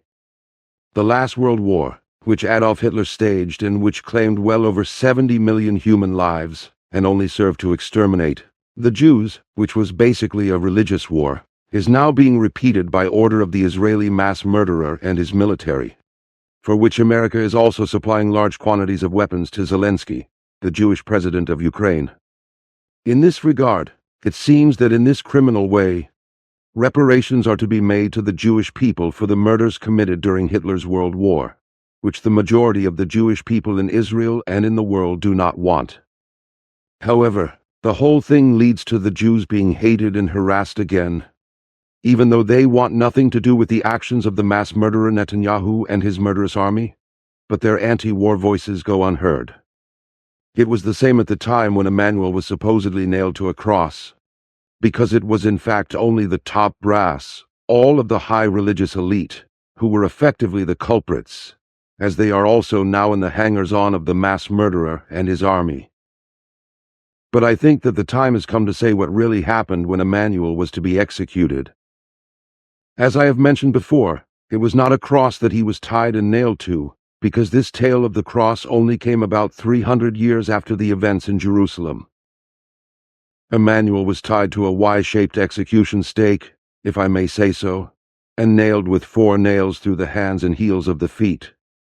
The execution stake was a Y-shaped olive tree trunk only about 3.5 meters long, to which Emmanuel was tied and additionally nailed in order to die a slow and agonizing death from the very bad torture wounds he had suffered, and as a result of dehydration through thirst.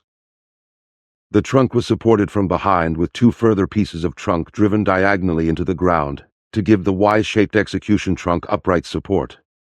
The whole execution procedure was not somehow recorded in writing, as it was not until more than 100 years later that a scribe imaginatively wrote down a tradition, after which numerous rewrites were also made over the decades, and the names of former disciples who truly had no knowledge of writing were given as authors.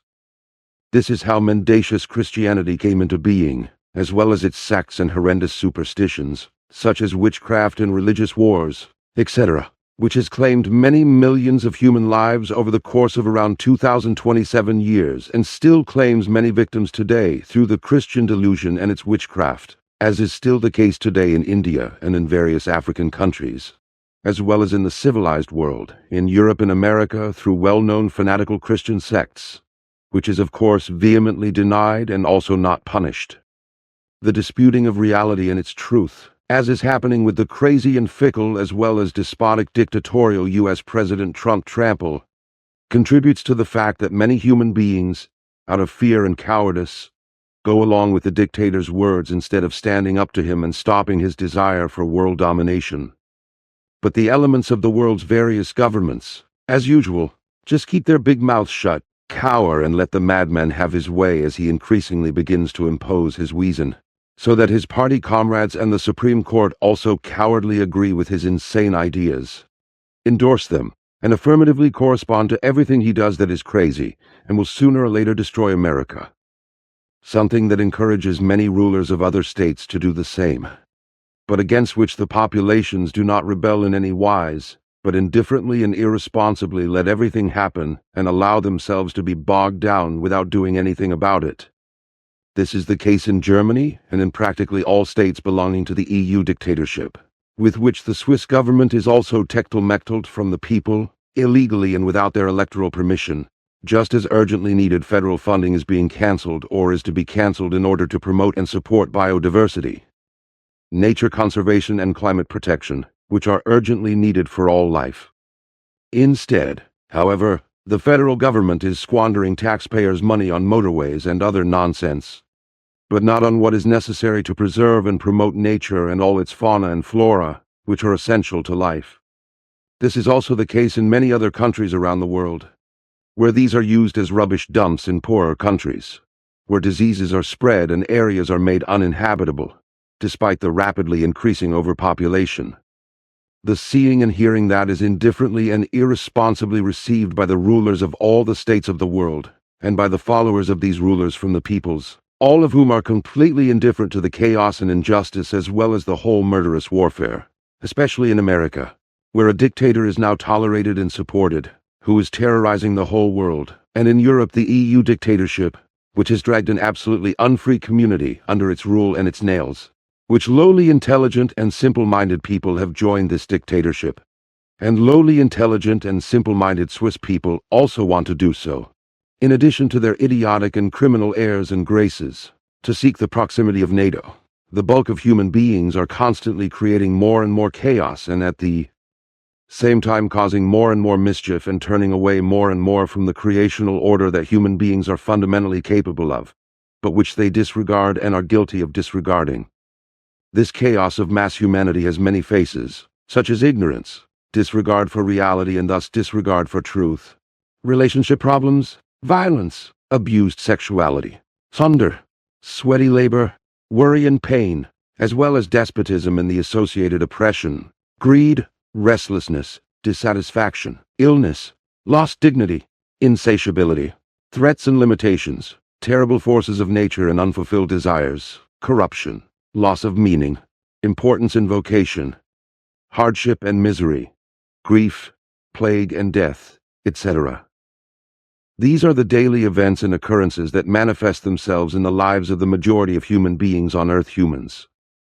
On this basis, human beings are completely exposed to their own endeavors to guide and lead themselves in such a way that they are spared and not exposed to such precipitations, and can therefore walk along daily with a good conscience and do not have to hide from their fellow human beings, because they do not have a good conscience towards them and have always hidden from them.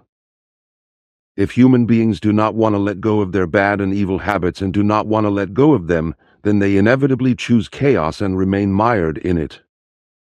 This makes him guilty for himself, whereby he inevitably remains incapable of finding and doing the correct thing in order to recognize his being and bring order to it and correspond to it. The human being thus aligns himself in a negative wise, because he cannot let his own light shine within him, and also cannot bring it into the world. Consequently, he lives in perpetual darkness with regard to himself, and never finds the light of self-knowledge and becoming himself. For everything he also does is directed against himself, because he does not rely on himself but on a sham thinking and on a faith that is usually hopefully related to an imaginary helpful God, but not to a healthy and valuable self-thinking and self-help.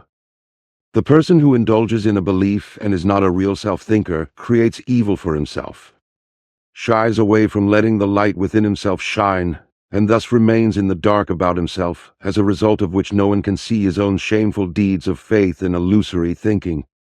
When a human being becomes self-aware and frees himself from every belief, then he becomes exclusively a liberator of himself and no longer allows himself to be tied down. For he experiences that he can use his energy and might in his life and break free from his chaos and his self-darkness. For then he knows that he himself determines his life and his weal and woe. And he knows that faith is only a lie, which dominates the majority of humanity and the world. And he knows that life is not given by a God, but is naturally created, that no rebirth can be expected, and that reality and its truth is more powerful than all the faith and all the temptations of this world. And it is only as a result of reality and its truth that human beings can live and lead their lives, just as it is also only through reality and its truth that they can judge, finalize, overcome, and conquer everything, but not through faith. The word of reality and its truth might make the difference between what is now and what will later become and be. But if a human being is already willing to be and or become what he should be, then he will succeed in many things that he will never find through faith. If he lives according to reality and its truth, then he will experience, learn, and also see how, what, and who he really is. From birth to the completion of life, life has many trials in its program. Consequently, the human being should also form his character of rightness, and thus increasingly have to prove himself in life, whereby he can also call himself happy and pass the tests of existence and thus always remain steadfast. If the human being remains himself, he will remain strong in life and will reap many fruits in many relationships. But if he separates himself from reality and its truth, he will never be able to achieve anything of real value. Many aspects of the order can become effective reality through reality and its truth, while other elements, such as aging or any genetic damage or death, belong to the order of creation and cannot be changed. This is because the human being, like all life in general, is subject to transience but is given creation energy, which continues to exist and creates new life again. With that, dear friend, I have actually said everything I wanted to say. That was really a lot and took up more of my time than I had intended, which is why I must leave now, for I have my duties to attend to. So I have to go now and say goodbye. But I will be back soon because I have to dictate everything that has been said. Bermunda, Florina, and Anjana will also come here, for they have, as they say, something special to discuss with you. But what it is, I do not know. Nothing wrong with that. Besides, I will just let myself be surprised. Farewell then, Quetzal. Goodbye, my friend. See you again. See you again. Sprinkles from the Correspondence 12 from Bernadette Brand. Questions that reach me by email are sometimes extremely complex, but can be answered with a relatively simple explanation. Many human beings who are interested in creation energy teaching and study it in depth are aware that everything in nature is somehow connected and that there must be a fundamental exchange of information. However, they wonder what could be the cause of all development and evolution and how it is connected. One such question is the one below, which I was asked some time ago and which I have shortened a little here. Question: what is the primary determining factor that, for example, a land-adapted creature hatches a hard-shelled egg as a protective measure? That a reptilian dinosaur develops plumage for thermal insulation and secondarily for gliding and flying and becomes a theropod or primordial bird-like? That creatures in the dark deep sea develop bioluminescence for foraging and communication, or that an insect develops a chitin-like carapace used for defense and advertising? What is the evolutionary factor behind these self-regulated changes and adaptations? It is obvious that fauna and flora, and also human beings, do not change their structural composition voluntarily or impulsively, instinctively, consciously. We are even talking about millions of years of climate and environmental adaptations. But what is this original urge that naturally drives all these transformations? Is there a driven evolutionary impulse energy that leads to these mutations? For example, an aquatic creature has adapted to walking on land, and in doing so, it has taken up the impulse instinct challenge of seeking more food and better protection from predatory aquatic creatures. But where did it get the idea to develop amphibious lung mucous membranes and even stronger gills on its own? It is equally obvious that through countless experiences in new environments, all that exists changes and adapts, whereupon these changes are memorized and passed on to the next generation as gene expressions. Response: regarding your question about the evolution of all things, I will try to explain as briefly as possible how everything is connected. So, everything that exists in the universe is creation or is animated by creation energy, that is to say, everything that is material in some form. Creation energy contains the life energy of creation, which is responsible for evolution in everything that lives. This creation life energy is adapted to the forms of consciousness of all matter. That is to say, from the conscious consciousness of human beings to the instinct and impulse consciousness of animals, creatures, fauna, and flora, but also to the much lower consciousness of all matter. It must therefore be clearly recognized that creation energy provides the impulse for life, or in other words, that everything material is animated by creation energy. This applies to all material forms of every known and conceivable species and genus. therefore also to the body's organs and brains, or that which fulfills the brain functions in the individual species and genus of everything that lives. It is responsible for the fact that life forms can think and that their brains work, as is also the case with all living beings that have a brain capable of thinking, even if this is only capable of instinctive or impulsive thinking. The creation life energy provides the evolutionary impulse. It absorbs every experience, every realization, every change, and everything that moves human beings. For example, what they see and feel, etc., and stores it energetically, which it also does for every other living being, whereby it should be noted that the creation life energy always remains with the same genus and species that it animated at the very first appearance of this genus species. All this accumulated knowledge and the experiences of each life form are stored in the energy of creation and processed after its death, which then slowly and gradually leads to evolutionary adaptations and molds over time. Behind all evolution and behind every natural adaptation to changing living conditions, as well as every transformation, is the life energy of creation, which absorbs everything and makes every adaptation, metamorphosis, and transformation possible in the first place.